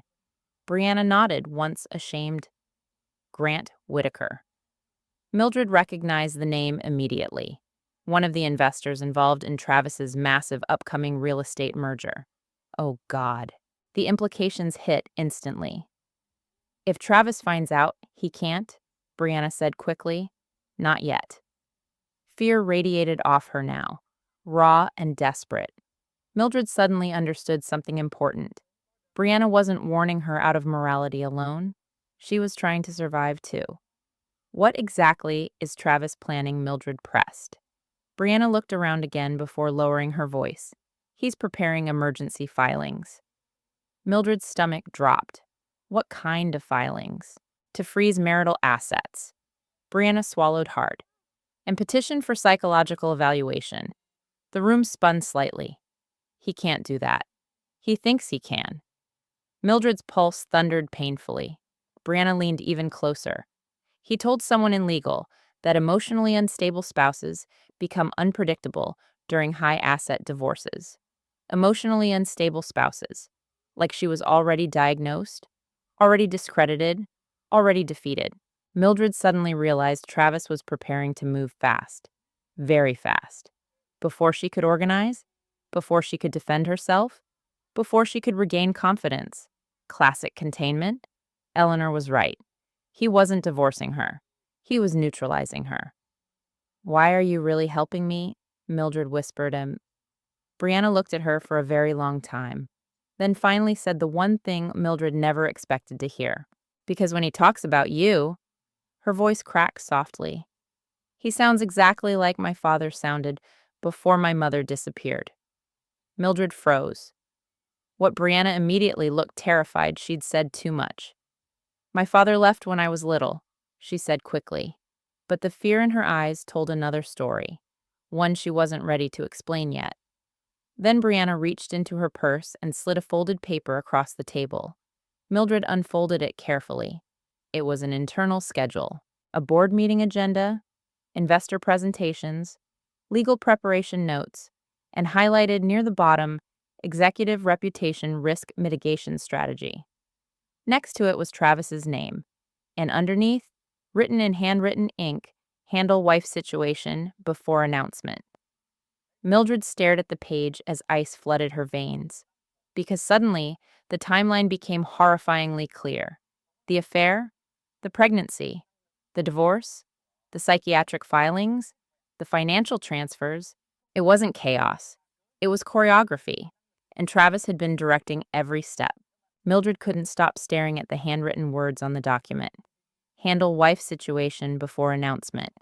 Not talk to wife, not protect wife, handle wife. Like she was an inconvenience standing between Travis and the future he wanted. Rain hammered harder against the windows outside the wine bar, while Brianna watched Mildred carefully from across the table. You understand now, don't you? Brianna asked softly. Mildred nodded slowly. Yes. And somehow that single word changed everything. Because for the first time since this nightmare began, she stopped trying to emotionally survive what Travis was doing and started seeing it strategically. That terrified her. Not because anger frightened her, because clarity did. All at once, dozens of confusing moments suddenly rearranged themselves into perfect sense. The urgency behind the divorce papers, the carefully planted comments about her emotional state, the financial documents, the psychiatric evaluation request, the investor announcement. The timing wasn't accidental. Travis needed her destabilized before something larger happened publicly. What announcement? Mildred asked quietly. Brianna hesitated. The merger. With Whitaker Development, Brianna nodded. Mildred's stomach tightened. That merger had been Travis's obsession for nearly a year. She remembered entire weekends disappearing because he stayed locked inside his office, reviewing presentations and investor projections. He once told her, if this deal closes, everything changes. At the time, she thought he meant financially. Now she understood he meant personally too. The company's restructuring after the merger, Brianna explained carefully. Travis is supposed to become one of the youngest executive partners in the firm's history. Mildred felt cold. He can't afford scandal. No, especially not a messy divorce. Exactly. The realization settled heavily inside her chest. Travis wasn't simply protecting his reputation. He was protecting power. And anyone threatening powerful men became a liability. Mildred suddenly thought about Eleanor. How many years had she spent being called unstable simply because she threatened the wrong man at the wrong time? How many people know Mildred asked? About you? Brianna swallowed. Enough. Mildred looked sharply at her. What does that mean? Brianna looked genuinely uncomfortable now. There have been conversations internally. What kind of conversations? Brianna looked away. About whether you were mentally handling the separation. Mildred felt something inside her crack violently. Not sadness this time. Humiliation. Corporate humiliation. Strangers in expensive offices discussing her emotional stability while Travis quietly guided the narrative. She suddenly imagined boardrooms full of men nodding sympathetically while Travis played the exhausted husband, trying to manage a fragile wife. The thought made her physically sick. What exactly did he tell them? Brianna hesitated too long. Tell me. He said the miscarriage affected you deeply. It did. He said you became emotionally dependent afterward. Pain stabbed through Mildred's chest. Not because the words were entirely false, because they were partially true. That was what made manipulation so effective. It used real pain as camouflage. He told people you struggled with reality during grief episodes, Brianna whispered. Mildred stared at her in disbelief. Reality. Like mourning her daughter had made her irrational. Like heartbreak itself was evidence against her. A memory suddenly surfaced. 3 months after the miscarriage, Mildred had a panic attack at a charity fundraiser after seeing a pregnant woman wearing the same perfume she used during pregnancy. She rushed to the bathroom crying. Travis followed moments later. At the time, he held her face gently and whispered, "This is exactly why I worry about you." Back then it sounded loving. Now she realized it sounded documented. Her breathing became uneven. He's been building this version of me for years. Brianna nodded silently. Mildred looked down at the board meeting document again. Executive Reputation Risk Mitigation Strategy. A sanitized corporate phrase, hiding something monstrous beneath it. Because that was the real danger of men like Travis. They rarely appeared cruel publicly.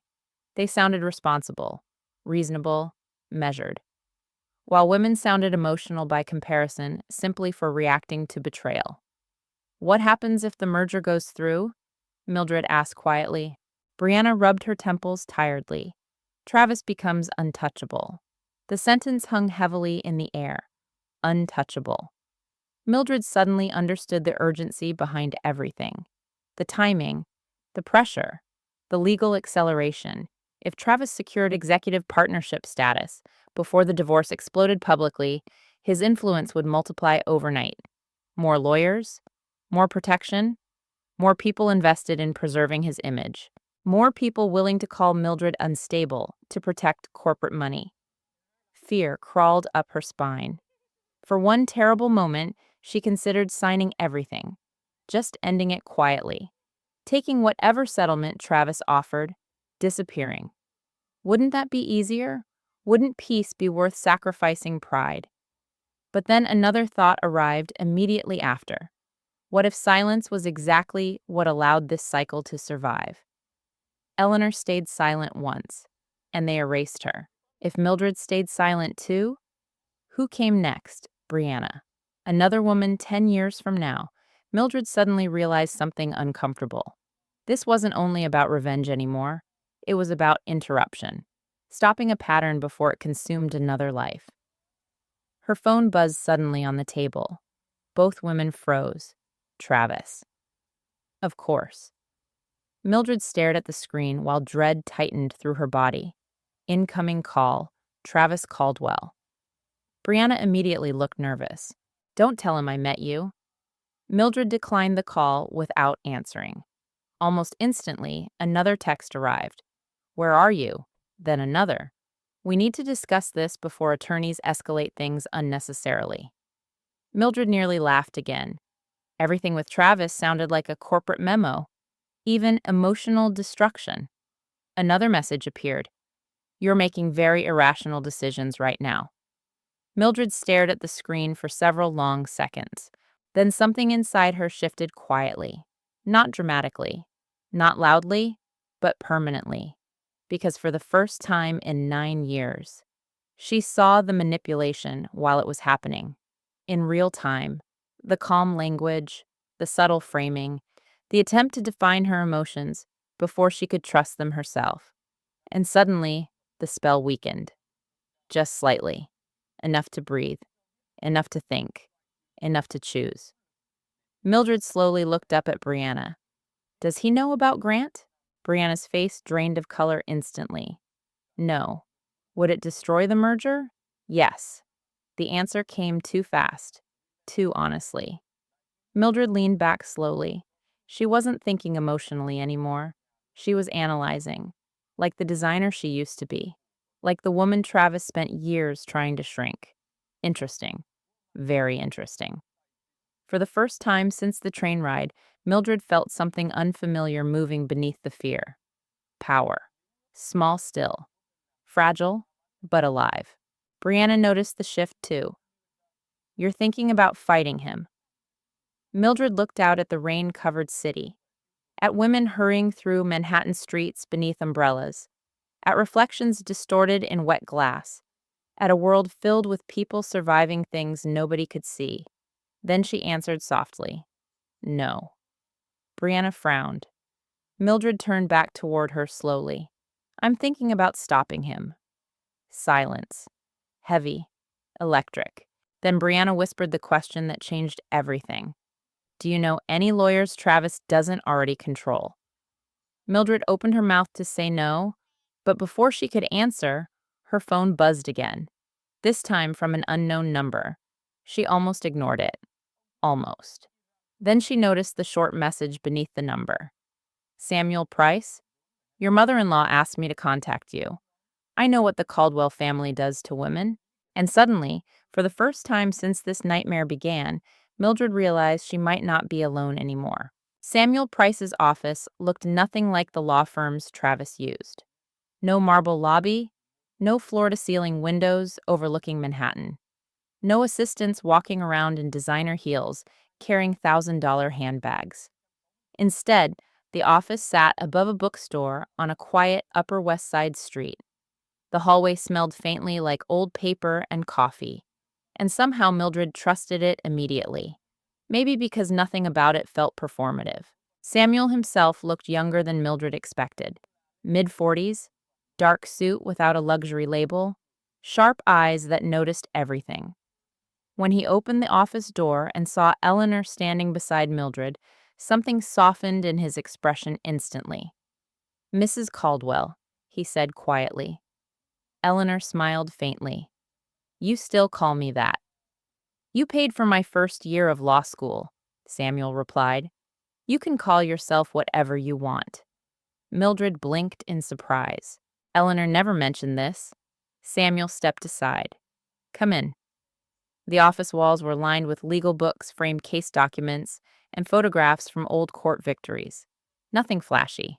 Everything earned. Mildred sat stiffly in the leather chair across from Samuel's desk, while Eleanor remained beside her. Samuel studied Mildred carefully. Not coldly, not clinically, just carefully. "You look exhausted," he said gently. The kindness in his tone nearly unraveled her immediately, because Travis always used concern strategically. Samuel sounded sincere. "I probably am," Mildred admitted quietly. Samuel nodded once. "Good. That means you still understand this situation is serious." Mildred frowned slightly. "I thought you were going to reassure me." "I'm going to protect you," Samuel corrected calmly. "But first, I need you to understand exactly what you're dealing with." The room fell silent. Samuel folded his hands. "Travis Caldwell is not improvising this divorce." "No," Mildred whispered. "He's planning it." Samuel nodded. For a long time. A chill spread through her chest again. Samuel opened the blue folder Eleanor had given him earlier that morning. Several additional papers already sat beside it, marked with tabs and handwritten notes. "I spent the last 6 hours reviewing these documents," he said. Mildred braced herself. "There's enough here to concern me deeply." "How bad is it?" Samuel didn't soften the answer. "Potentially catastrophic if we move too slowly." Mildred felt dizzy. Samuel slid several documents toward her. "These LLC structures attached to your name expose you to significant liability if Travis redirects financial responsibility before the separation finalizes. He can actually do that. He already started." Mildred's stomach dropped. What Samuel handed her another page. Wire transfers, asset reallocations, corporate restructuring notices, dates spanning nearly 11 months. "He's been repositioning risk quietly," Samuel explained, "most likely preparing for either financial scrutiny or litigation fallout connected to the merger." Mildred stared down at the pages numbly. 11 months. Travis had been planning her destruction while still sleeping beside her every night, while kissing her goodbye in the mornings, while holding her hand at charity galas. The emotional violence of that realization nearly crushed her. Samuel's voice softened slightly. "Mildred." She looked up slowly. "You need to stop thinking about this as a marriage failing." Pain flickered through her chest. "Then what is it?" Samuel's expression hardened. "It's strategic containment." The exact word again. Containment. Like she wasn't a human being, like she was damage control. Samuel leaned back in his chair. "I've handled cases involving men like Travis before. High-level executives, wealthy partners, public figures, and they all follow similar patterns when their image is threatened." Mildred swallowed hard. "What patterns?" Samuel ticked them off calmly.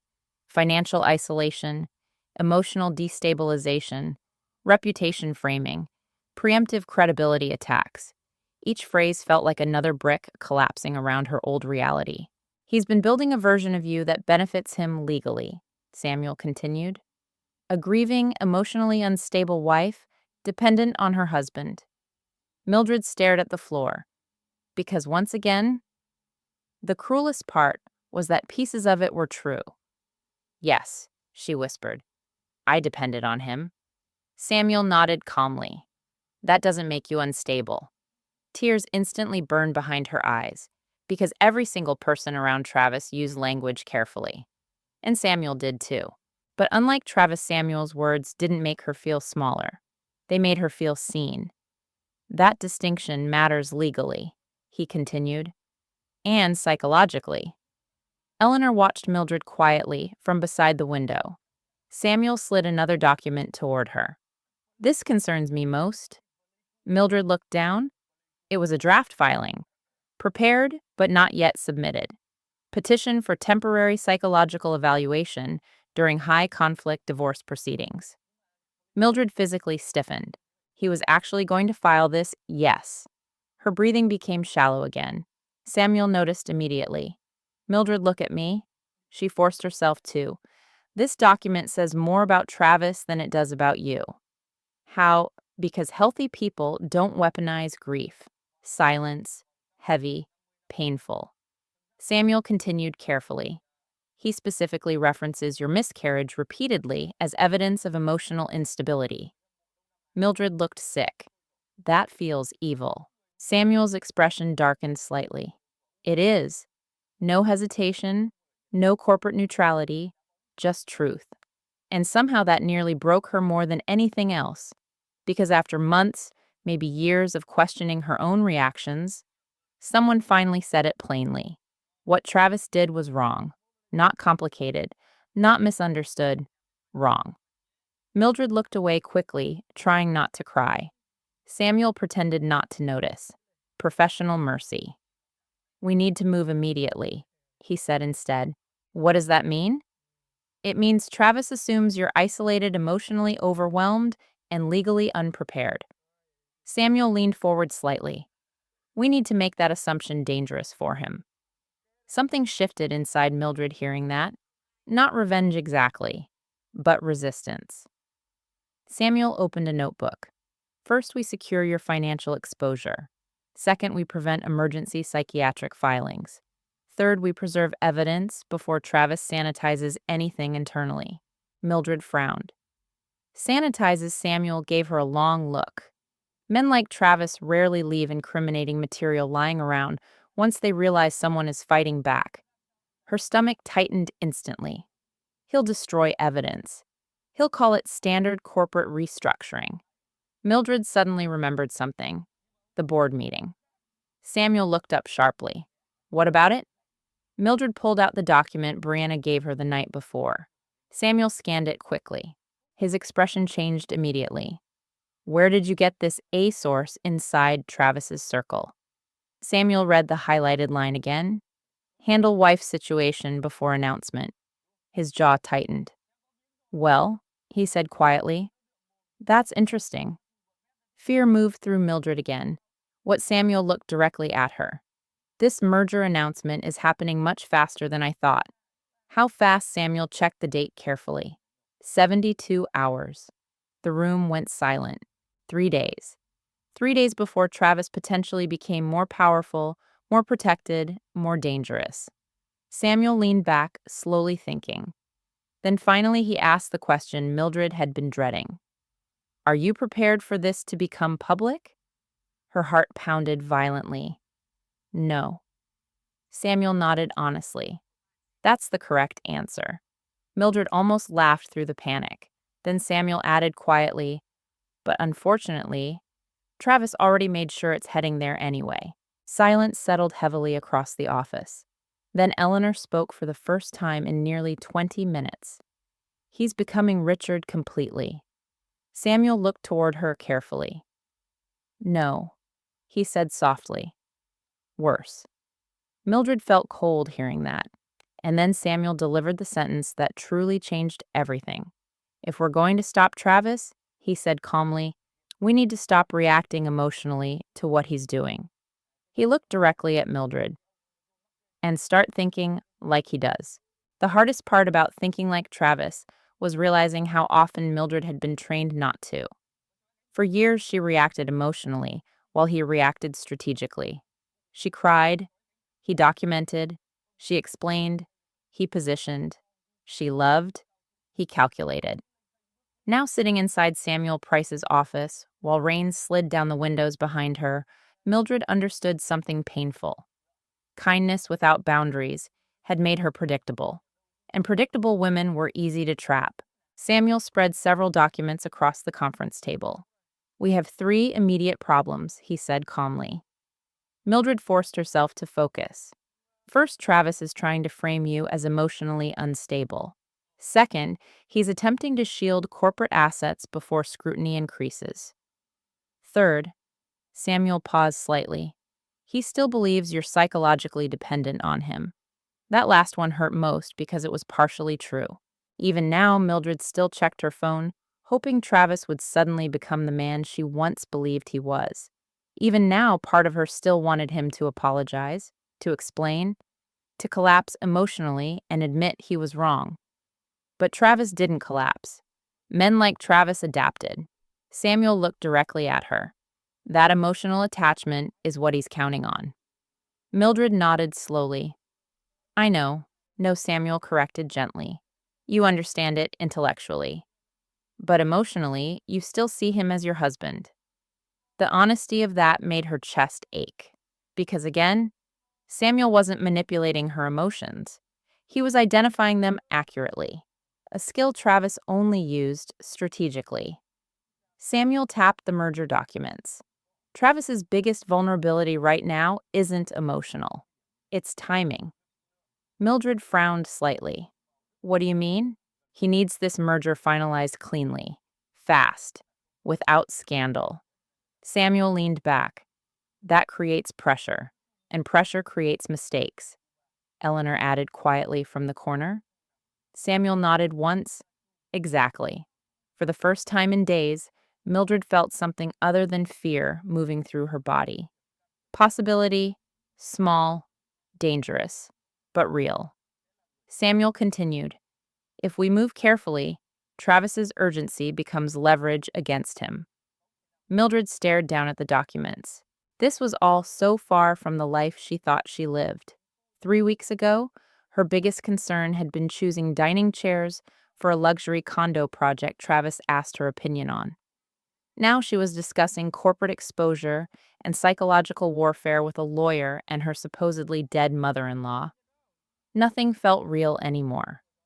Her phone buzzed softly against the table. Travis. Again. Samuel noticed immediately. "Don't answer."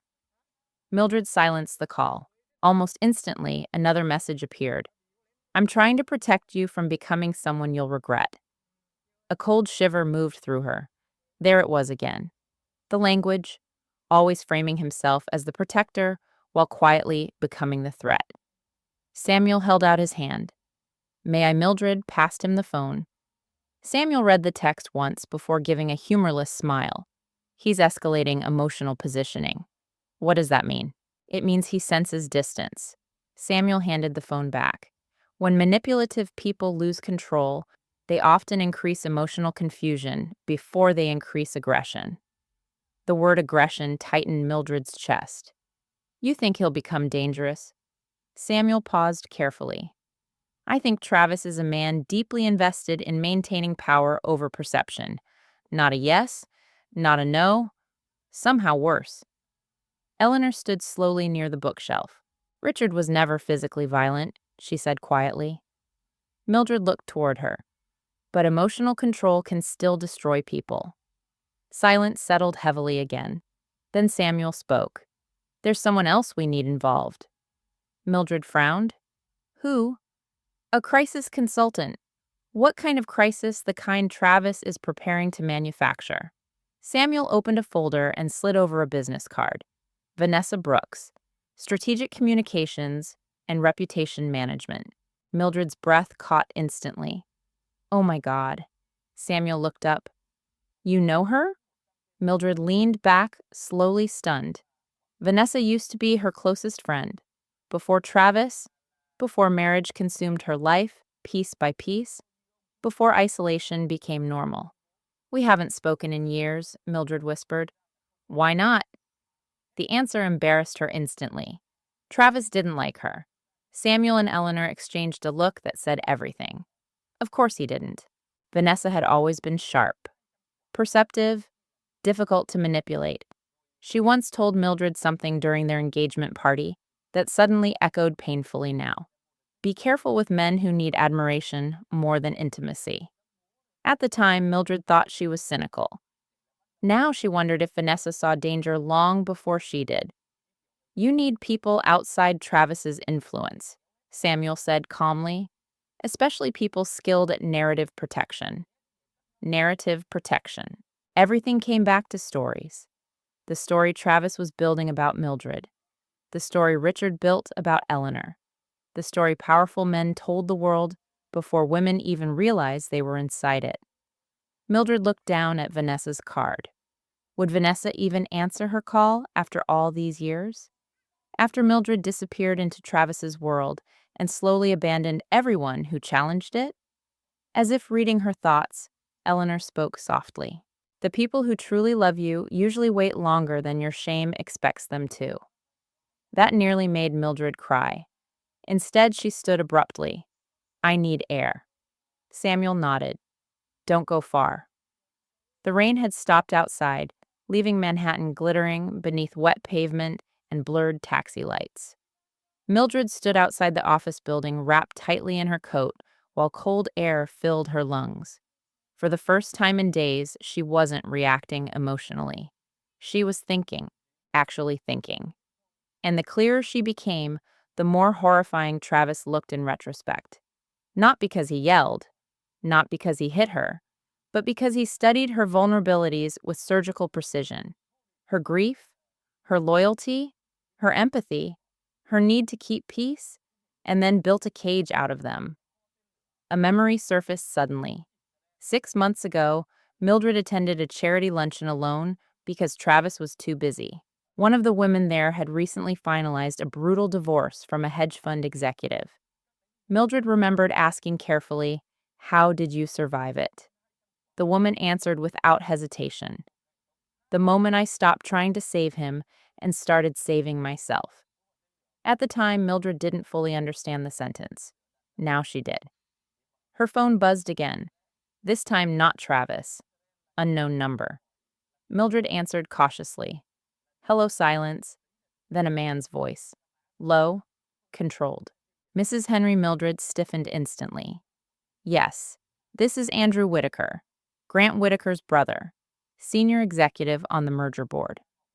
Fear crawled instantly through her stomach. How did you get this number? You've become relevant to a very sensitive corporate situation. The phrasing alone made her skin crawl. Mildred looked up toward Samuel's office windows instinctively. What do you want? Andrew Whitaker paused briefly, then said quietly, I think your husband is about to destroy far more than your marriage. Mildred's pulse quickened. What does that mean? Another pause. Longer this time. Then I think Travis Caldwell is hiding something much bigger than an affair. And before Mildred could respond, the call disconnected. Mildred stood frozen on the sidewalk long after the call disconnected. New York moved around her in blurred motion. Car horns, footsteps, laughter spilling from restaurants, a couple arguing quietly beneath an umbrella across the street. Normal life continuing while hers unraveled completely. I think Travis Caldwell is hiding something much bigger than an affair. The sentence echoed violently inside her chest. Samuel opened the office door above the bookstore and looked down at her from the landing. You okay? Mildred looked up slowly. No. And for once she didn't apologize for the honesty. Inside the office, Eleanor immediately noticed the change in her face. What happened? Mildred sat down carefully, suddenly aware her hands were shaking again. I got a call. Samuel's expression sharpened. From who? Andrew Whitaker. Silence. Heavy and immediate. Samuel leaned forward. Grant Whitaker's brother Mildred nodded. What did he say? Mildred repeated the conversation word for word. By the end of it, Samuel looked deeply unsettled. That's not good. he said quietly. Fear crawled instantly back into Mildred's stomach. What does that mean? It means this situation may be larger than marital misconduct. Eleanor frowned. You think corporate fraud? Samuel didn't answer immediately, which was answer enough. Mildred suddenly felt dizzy. This can't actually be happening. Samuel looked at her carefully. Mildred, wealthy executives don't usually orchestrate this level of psychological containment over ordinary divorces. The truth of that landed painfully. Because deep down, she already knew that. Nobody built emergency psychiatric filings, shell companies, and reputation mitigation plans over a simple affair. Travis was protecting something bigger than his marriage. Samuel stood and walked toward the window slowly. The merger with Whitaker Development has been moving unusually fast for months. What does that mean? Mildred asked. It means either Travis is extremely ambitious, Samuel paused slightly, or extremely desperate.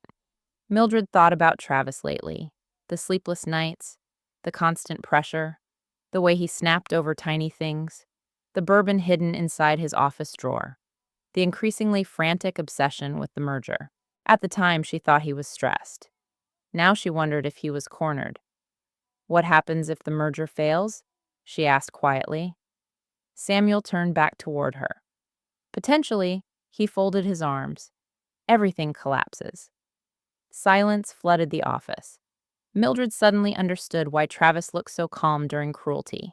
Because panic for men like him didn't look emotional. It looked organized. She thought back to the dinner at the restaurant, the divorce papers, Brianna touching her stomach, Travis speaking about their marriage like a contract being terminated before quarter end. At the time, it felt heartless. Now it felt urgent, like he needed her legally neutralized before something exploded. What exactly do you think he's hiding? Mildred asked. Samuel sat again slowly. I don't know yet. Then he added carefully, but people don't destroy their wives psychologically unless the stakes are high. The sentence hit hard. Destroy their wives psychologically. No euphemisms anymore. No polite wording, just truth. Mildred looked down at her wedding ring. She still wore it. Not because she believed in the marriage anymore. Maybe because taking it off still felt like admitting the last 9 years were real in the worst possible way. Eleanor noticed her staring at it. He used to buy me jewelry after humiliating me, she said softly. Mildred looked up. Richard Eleanor nodded. The more frightened he became politically or financially, the kinder he appeared publicly. She smiled bitterly. Fear made him charming. A cold chill moved through Mildred, because Travis had become strangely affectionate during the past year, too. Flowers delivered randomly, expensive vacations, public compliments. At the time, she thought they were reconnecting after the miscarriage. Now she wondered if he was overcompensating while quietly rearranging financial structures behind her back. Oh my God, she whispered. Samuel noticed immediately. What he got nicer. Samuel frowned slightly. When the last year. Mildred's breathing quickened, especially after the merger talk started. Samuel and Eleanor exchanged another look. Not coincidence, strategy. The realization made her skin crawl. You know what's terrifying, Mildred whispered shakily. I thought those were the moments proving he still loved me. Samuel's voice softened slightly. Manipulative people often become most affectionate when preparing betrayal.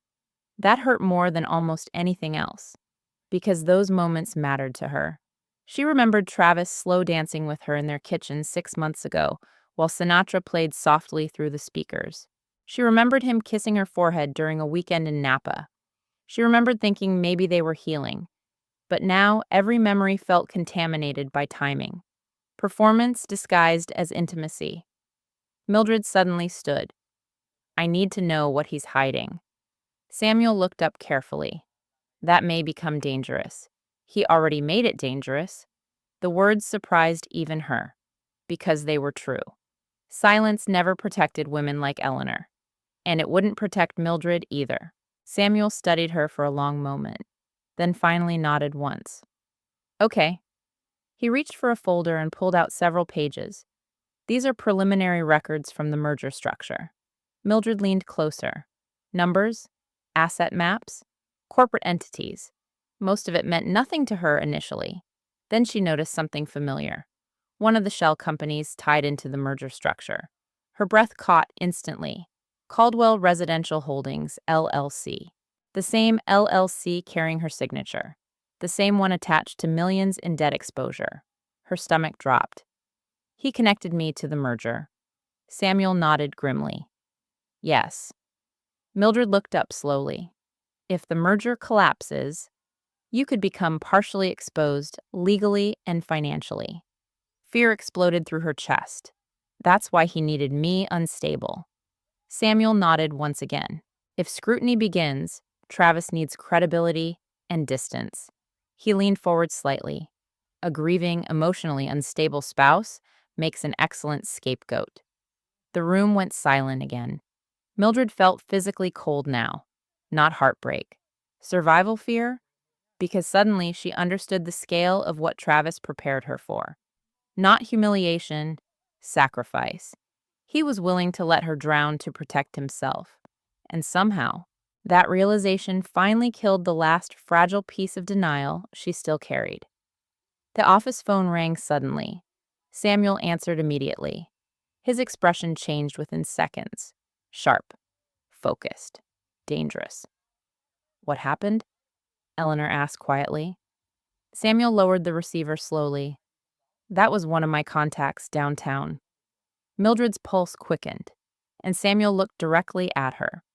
Travis filed the emergency psychiatric motion this morning. Everything inside Mildred stopped. No, no, he wouldn't. He's claiming concern over emotional instability connected to trauma and marital distress. Samuel continued carefully. The room blurred slightly around her. He actually did it? She whispered. Samuel nodded. Yes.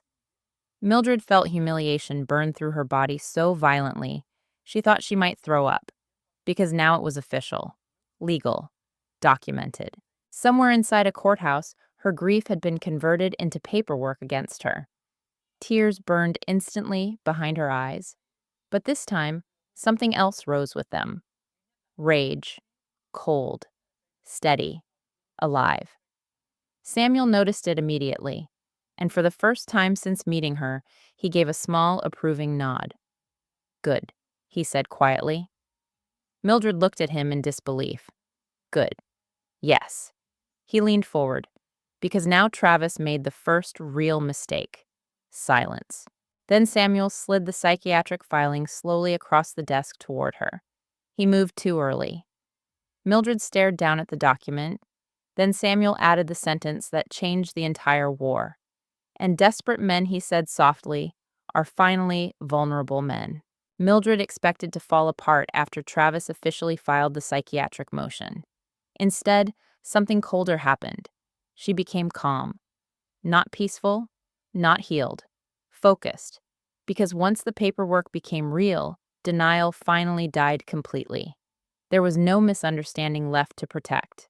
No version of Travis she still needed to defend. He had taken the worst pain of her life, losing her daughter, and converted it into legal strategy. And somehow that clarity gave Mildred something she hadn't felt in years: direction. Samuel spent the next 48 hours moving with terrifying efficiency. Calls, filings, protective motions, financial injunction requests. By the second morning, Mildred's entire world looked different. Not emotionally, structurally. Samuel explained everything carefully, while papers covered nearly every surface of his office. Travis expected you isolated, he said. So we remove isolation. He expected panic, Eleanor added quietly. So we create documentation. He expected emotional reaction, Samuel continued. So we respond strategically. Mildred listened carefully, absorbing every word. This version of herself felt unfamiliar. For years, Travis trained her to second-guess her instincts. Now she was learning to trust observation again, to trust patterns, to trust facts, and facts were becoming dangerous for Travis. By Wednesday afternoon, Samuel had already secured a temporary delay against the psychiatric evaluation motion pending further review. Not a victory, but enough to slow Travis down, enough to irritate him, enough to make him reactive. That mattered, because the more reactive Travis became, the more likely he was to expose himself. "You know what narcissistic men hate most?" Samuel asked while reviewing documents. Mildred looked up tiredly. "What? Losing control of the narrative." That sentence proved true less than an hour later.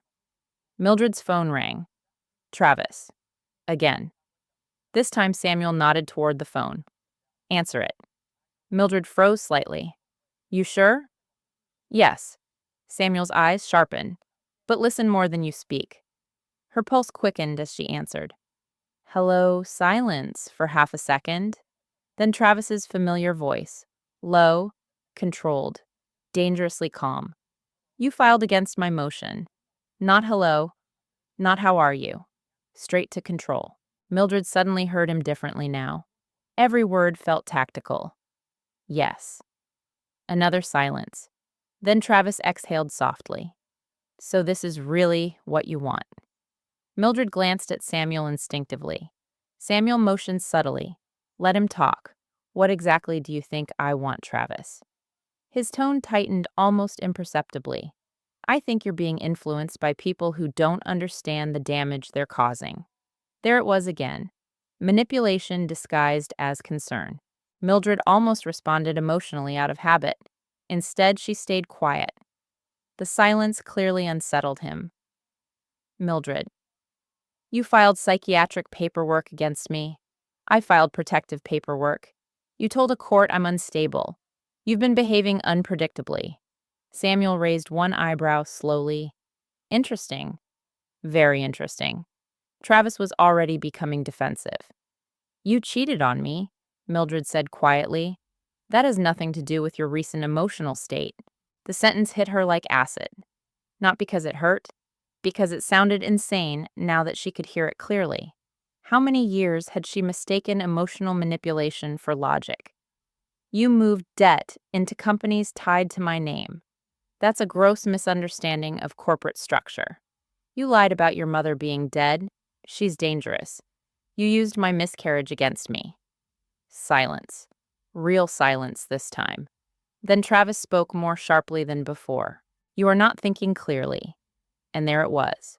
The first crack. Not rage, not yet, but irritation. Because her emotional responses no longer followed the script he expected. Mildred suddenly realized something terrifyingly important. Travis only felt powerful when defining reality for other people. The moment reality resisted him, he destabilized. Samuel scribbled something quickly on a notepad and slid it toward Mildred. "Push him emotionally." Her heart pounded. This felt dangerous, but also strangely empowering. For years, Travis controlled every emotional conversation between them. For the first time, she might control one instead. "Did you ever love me?"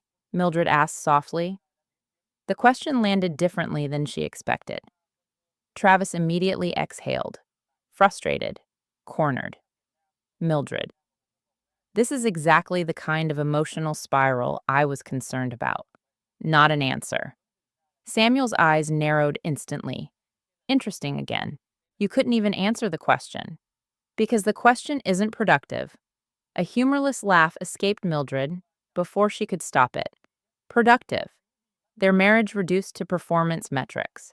For some reason, that finally made her angry enough to stop being afraid. "You know what's funny?" she whispered. "What I spent years believing I was difficult to love." Silence. Then Travis spoke carefully. "I never said that." "No," Mildred replied. "You just taught me to say it to myself." Dead silence. And suddenly, for the first time since she met him, Travis lost control completely. "You think you're some kind of victim now?" he snapped. Samuel looked up immediately. There it is. Mildred's pulse thundered painfully, but she kept going. "You made me feel insane for grieving our daughter. I carried this family while you collapsed." The explosion echoed through the phone. Real emotion. Ugly emotion. Not polished, not controlled. And instantly, Mildred understood something crucial. Travis wasn't cold because he lacked feelings. He buried feelings because vulnerability threatened his identity. You abandoned me, Mildred whispered. No, Travis snapped. I survived you. The sentence shattered through her chest. Not because it hurt, because it revealed him. Completely. Samuel slowly took the phone from her hand and muted the call. The room fell silent except for Travis's muffled voice, still raging faintly through the speaker. Mildred stared ahead numbly. Eleanor looked devastated. Samuel ended the call entirely. Then he looked directly at Mildred. That he said calmly was the first honest thing your husband has said. Tears burned instantly behind her eyes. Not grief anymore. Recognition. Because Samuel was right. Travis truly believed her pain burdened him. Her grief inconvenienced him. Her emotional needs exhausted him. And somehow she spent years trying to become easier to carry, instead of asking why love felt so heavy beside him. Samuel stood and walked toward the window thoughtfully. He's cracking faster than I expected. What does that mean? Mildred asked quietly. It means pressure is working. Samuel turned back toward her. Men like Travis survive through emotional superiority. The moment they lose psychological control, he paused carefully. They become reckless. Almost on cue, Mildred's phone buzzed again. A text from Travis. Samuel nodded toward it. Read it. Mildred opened the message slowly and immediately felt ice flood her veins. If you continue humiliating me publicly, I will make sure you lose everything. Silence swallowed the room. Then another message arrived seconds later. You have no idea what I'm capable of.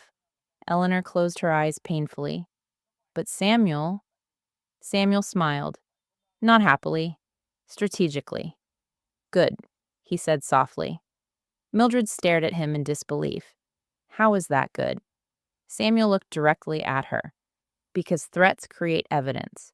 And for the first time since this war began, Mildred realized Travis might finally be making mistakes faster than he could hide them. The next morning, Travis Caldwell became front-page gossip in Manhattan financial circles. Not publicly, not yet. But privately, the whispers had started. And in elite corporate environments, whispers were often more dangerous than headlines. Samuel's contacts confirmed the merger board was growing nervous. The psychiatric motion raised concerns. The sudden restructuring of marital assets raised more. And somewhere inside Whitaker Development, people were beginning to ask the most dangerous question powerful men could face. What else is he hiding? Mildred sat in Samuel's office, reading confidential emails, while exhaustion pressed behind her eyes like a migraine. She hadn't slept properly in days, but strangely, she no longer felt weak. Heartbroken, yes. Traumatized, absolutely. But not weak. Because once the illusion of Travis shattered, so did the illusion that she needed his approval to survive. Samuel entered carrying coffee and another stack of documents. You're becoming frighteningly calm, he observed. Mildred gave a tired laugh. I think I ran out of panic. Samuel sat across from her. No, you ran out of denial. That felt more accurate. Eleanor arrived shortly after carrying fresh clothes and food Mildred barely touched. The older woman watched her carefully all morning. Finally, around noon, Eleanor spoke softly. You remind me of myself right before I stopped being afraid of Richard. Mildred looked up slowly. What happened after that? Eleanor smiled sadly. He became terrified. The sentence stayed with Mildred long after Eleanor said it, because for the first time, Travis actually did seem afraid. Not emotionally afraid, strategically afraid. His calls became more frequent, more erratic. His messages swung wildly between concern, anger, nostalgia, and subtle threats. One text read, "We can still fix this privately." Another arrived 20 minutes later. "You are letting people manipulate you against your own husband." Then later that night, "You're destroying both our lives for revenge." Samuel reviewed each message carefully. He's cycling emotionally now, he explained. Control, guilt, fear, blame. Mildred stared at the screen. It's like he's trying different versions of himself, because the old versions stopped working. That realization hit harder than expected. For years, Travis understood exactly which tone controlled her. Protective concern, disappointed patience, quiet authority. Now none of it landed the same way, and he could feel that. Late that afternoon, Samuel received another call. This time his expression changed immediately.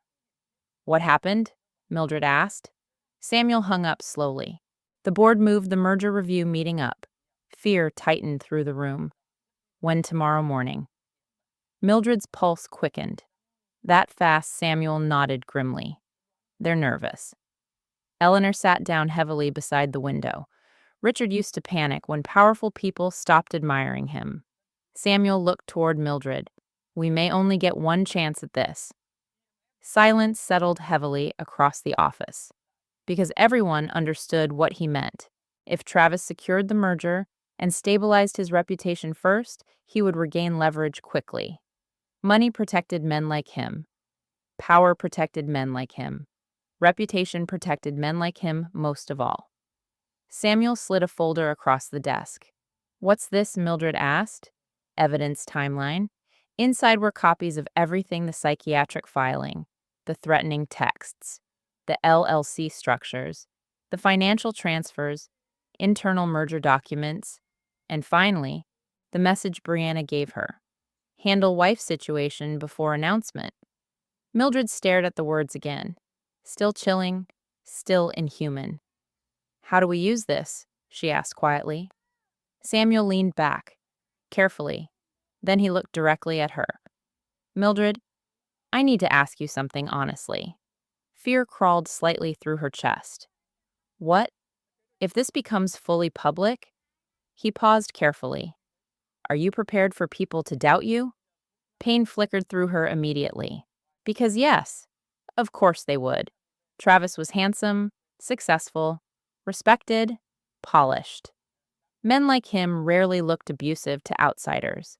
And Mildred. She was emotional, grieving, recently unemployed. Exactly the kind of woman powerful men framed as unstable. Samuel seemed to read every thought crossing her face. "This is why emotional abuse is so difficult to expose," he said softly. "The damage happens internally first." Mildred looked down slowly, because that was exactly it. By the time outsiders noticed something wrong, the woman already doubted herself too much to defend her own reality confidently. "I'm scared," she admitted quietly. Samuel nodded. "You should be." The honesty almost comforted her. No false promises, no empty empowerment speeches, just truth. "But fear doesn't mean you're wrong," Samuel added. That sentence settled somewhere deep inside her. Fear doesn't mean you're wrong. Maybe she needed to hear that years ago. Around 6 that evening, Mildred finally called Vanessa Brooks. Her hands shook the entire time. Vanessa answered on the second ring. Mildred, no anger, no bitterness, just surprise. Tears instantly burned behind Mildred's eyes. "Hi." Silence. Then Vanessa spoke carefully. "You disappeared. The truth of that hurt badly. I know." Another pause. Then Vanessa sighed softly. "What did he do?" "Not if." "What?" Mildred broke completely then. Not dramatically, just quietly. Years of isolation suddenly crashing against the relief of being recognized by someone who remembered who she used to be before Travis slowly erased pieces of her. Vanessa listened to everything without interrupting.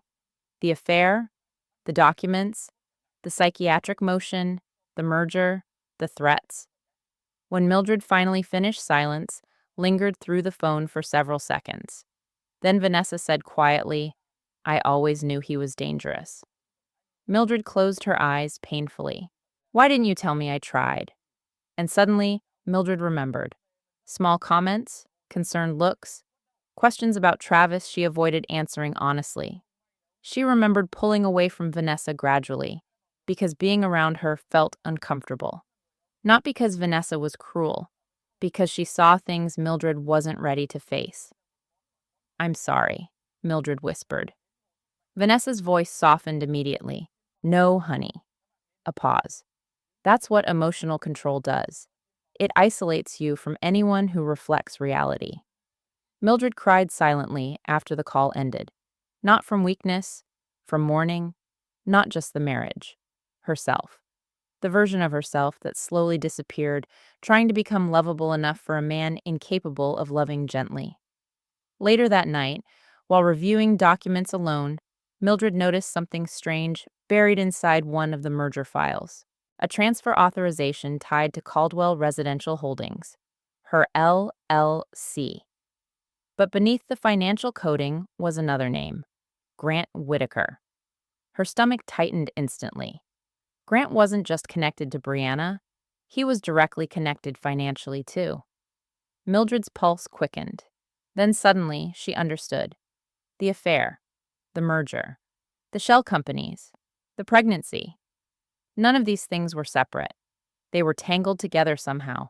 And if that was true, then Travis wasn't simply hiding marital betrayal, he was hiding corruption. At that exact moment, Samuel's office door opened hard. Samuel walked in pale-faced, carrying his phone tightly.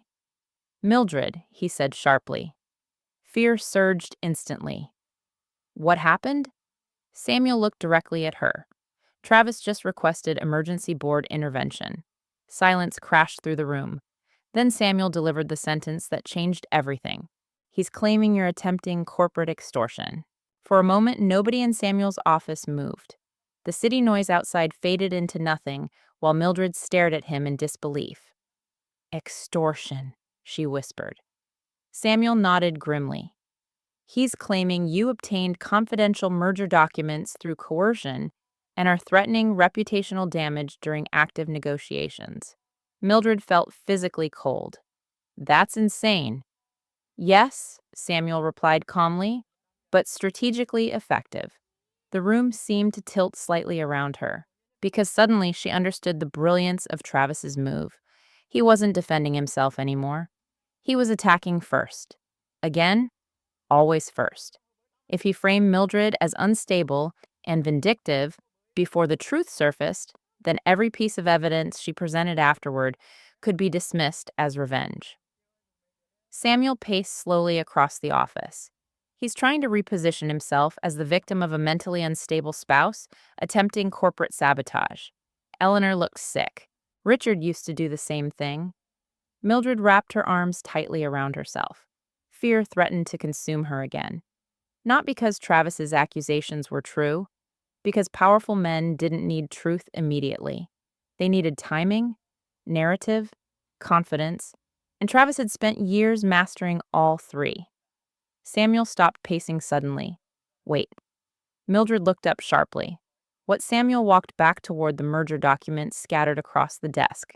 His eyes moved quickly across several pages before landing on one specific transfer authorization. The one Mildred noticed earlier? Grant Whitaker. Samuel went still. Then very slowly, he smiled. Not happily, dangerously. What Mildred asked again. Samuel looked directly at her. I think Travis just panicked. Fear and confusion collided inside her chest. What does that mean?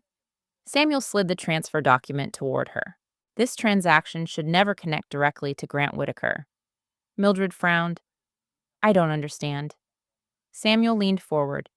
If Travis attached debt exposure to your LLC while simultaneously routing merger-sensitive funds through Whitaker channels, he paused carefully.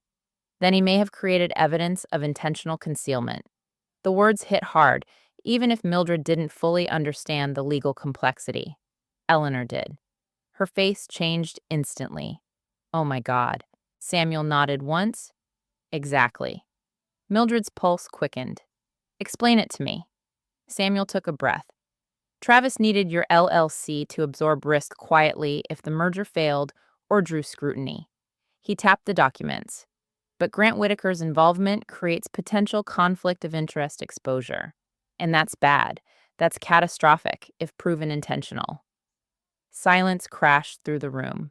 For the first time since this nightmare began, Travis no longer looked invincible, just reckless.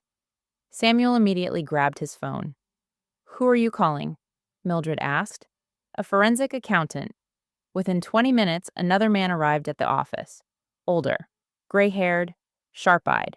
His name was Leonard Kane. Samuel handed him the transfer documents without explanation. Leonard reviewed them silently for nearly 10 minutes, then finally looked up. "Well," he said dryly, "that's ugly." Mildred's stomach tightened. How ugly? Leonard looked directly at her. Potential securities fraud ugly. The air left Mildred's lungs completely. Samuel folded his arms. "Can you prove it?" Leonard continued scanning the pages. "Maybe." He paused. "But if these transfers connect to merger valuation concealment..." He looked up slowly. "Your husband's career is over." Silence, heavy, unreal. Mildred should have felt victorious. Instead, she felt nauseous. Because no matter what Travis became, she once loved him completely. Leonard pointed toward another document. "Who provided these internal meeting notes?" Mildred hesitated. "I can't say." Samuel answered instead. "A protected source." Leonard nodded slowly. "Smart." Then he looked back toward Mildred. "Your husband is not behaving like a man protecting a reputation anymore." Fear returned instantly. "What does he look like?" Leonard's expression darkened. "A man trying to survive collapse." That sentence haunted Mildred instantly. Because survival panic changed people, especially powerful people unused to losing. Her phone buzzed violently across the desk. Travis. Again. This time Samuel answered before she could stop him. Samuel Price speaking. Silence. Then Travis's voice exploded loudly enough for everyone to hear through speakerphone. "You think you're clever." Samuel remained perfectly calm. "I think you're making mistakes. You have no idea what you're interfering with." Interesting. Not denying anything. Samuel noticed too. "I think I understand more than you'd prefer." Heavy breathing crackled through the speaker. For the first time since Mildred met him, Travis sounded genuinely unstable. Not emotionally expressive. Unraveling. "You are destroying $1 billion merger over marital resentment," Travis snapped. Samuel's tone stayed cool. "No. I think you may have destroyed it yourself." Silence. Then Travis laughed softly. Cold. Dangerous. "You think anyone's going to believe her?" There it was again. Not evidence, not truth. Credibility? Because Travis still believed perception alone could save him. Samuel glanced toward Mildred carefully before answering. "No," he said calmly. "I think they'll believe financial records." Dead silence. And suddenly Mildred realized something terrifying. Travis was afraid. Truly afraid. Not of losing her. Of exposure. The difference mattered. A lot. "You should tell your client to stop," Travis said quietly. Samuel's eyes narrowed. Or what? A pause. Long enough to become threatening. Then Travis answered softly. "People break under pressure every day." The room went still. Eleanor closed her eyes immediately. Samuel ended the call without another word. Nobody spoke for several seconds afterward. Finally, Leonard muttered quietly, "That man sounds desperate." Samuel nodded. "Yes." Mildred suddenly stood and walked toward the window because she couldn't breathe properly anymore. Rain had started again outside. New York blurred beneath gray skies and reflections of moving headlights. People everywhere. Lives everywhere. And somehow hers had become this nightmare of legal threats, psychological warfare, and financial corruption. How had she missed it for so long? The answer came immediately. Because love made people explain away things they would recognize instantly in someone else's relationship. Behind her, Samuel and Leonard continued discussing merger exposure timelines and forensic tracing. But Mildred barely heard them, because suddenly she remembered something Travis once said during an argument years ago. Weak people wait for permission to survive. At the time, she thought he meant ambition. Now she realized something horrifying. Travis truly believed survival justified cruelty. Maybe Richard taught him that. Maybe corporate America rewarded it. Maybe both. A soft knock interrupted the office suddenly. Everyone looked up. Vanessa Brooks stepped inside, wearing a camel coat still wet from rain. Sharp eyes, confident posture. The same woman Travis always hated because she saw through him too quickly. Vanessa immediately crossed the room toward Mildred. Without hesitation, she pulled her into a hug, and Mildred nearly broke apart from the simple shock of being held without manipulation attached to it. Vanessa looked at Samuel. "You were right." Samuel frowned slightly. About what Vanessa tossed a tablet onto the desk. The screen displayed a financial news alert. Caldwell W. Hitmore merger faces internal review amid emerging concerns over executive conduct and financial transparency. Silence exploded through the room. Mildred stared at the screen. It was starting. Publicly. Finally. Then Vanessa delivered the sentence that changed everything permanently. "Travis Caldwell," she said quietly, just stopped controlling the story. Sometimes the most dangerous kind of pain is not the pain that screams at you. It's the pain that slowly teaches you to doubt yourself. The kind that makes you apologize for your feelings. The kind that convinces you love must be earned through sacrifice. The kind that makes you smaller and smaller until one day you wake up and realize you disappeared inside someone else's version of reality. Mildred's story was never just about betrayal. It was about what happens when a good woman spends too many years confusing endurance with love. Because loyalty is beautiful. Compassion is beautiful. Forgiveness is beautiful. But none of those things should require you to abandon yourself. A relationship should not cost you your voice, your peace, your confidence, or your sense of reality. And one of the hardest lessons in life is understanding that some people don't miss you when you're gone. They miss the control they had over you. That's why Mildred truly won in the end. Not because Travis lost power. Not because the truth finally came out. Not because karma arrived. She won because she finally stopped begging to be loved correctly by someone committed to misunderstanding her. She chose herself. And sometimes that is the bravest thing a person can do. Healing is not becoming cold. Healing is learning that boundaries are not cruelty. Healing is realizing your pain deserves care, not punishment. Healing is understanding that you are still worthy of love, even after heartbreak, grief, betrayal, and loss. Most importantly, never let anyone convince you that your emotions make you weak. Your emotions are often the first part of you that recognizes something is wrong long before your mind is ready to admit it. If this story touched you in any way, share your thoughts in the comments. Have you ever had to walk away from someone you loved because staying was destroying you? Or have you ever ignored your own instincts just to keep the peace?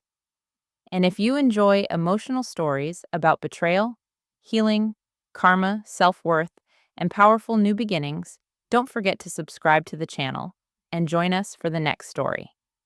Because sometimes the moment your life falls apart is the exact moment you finally begin to find yourself.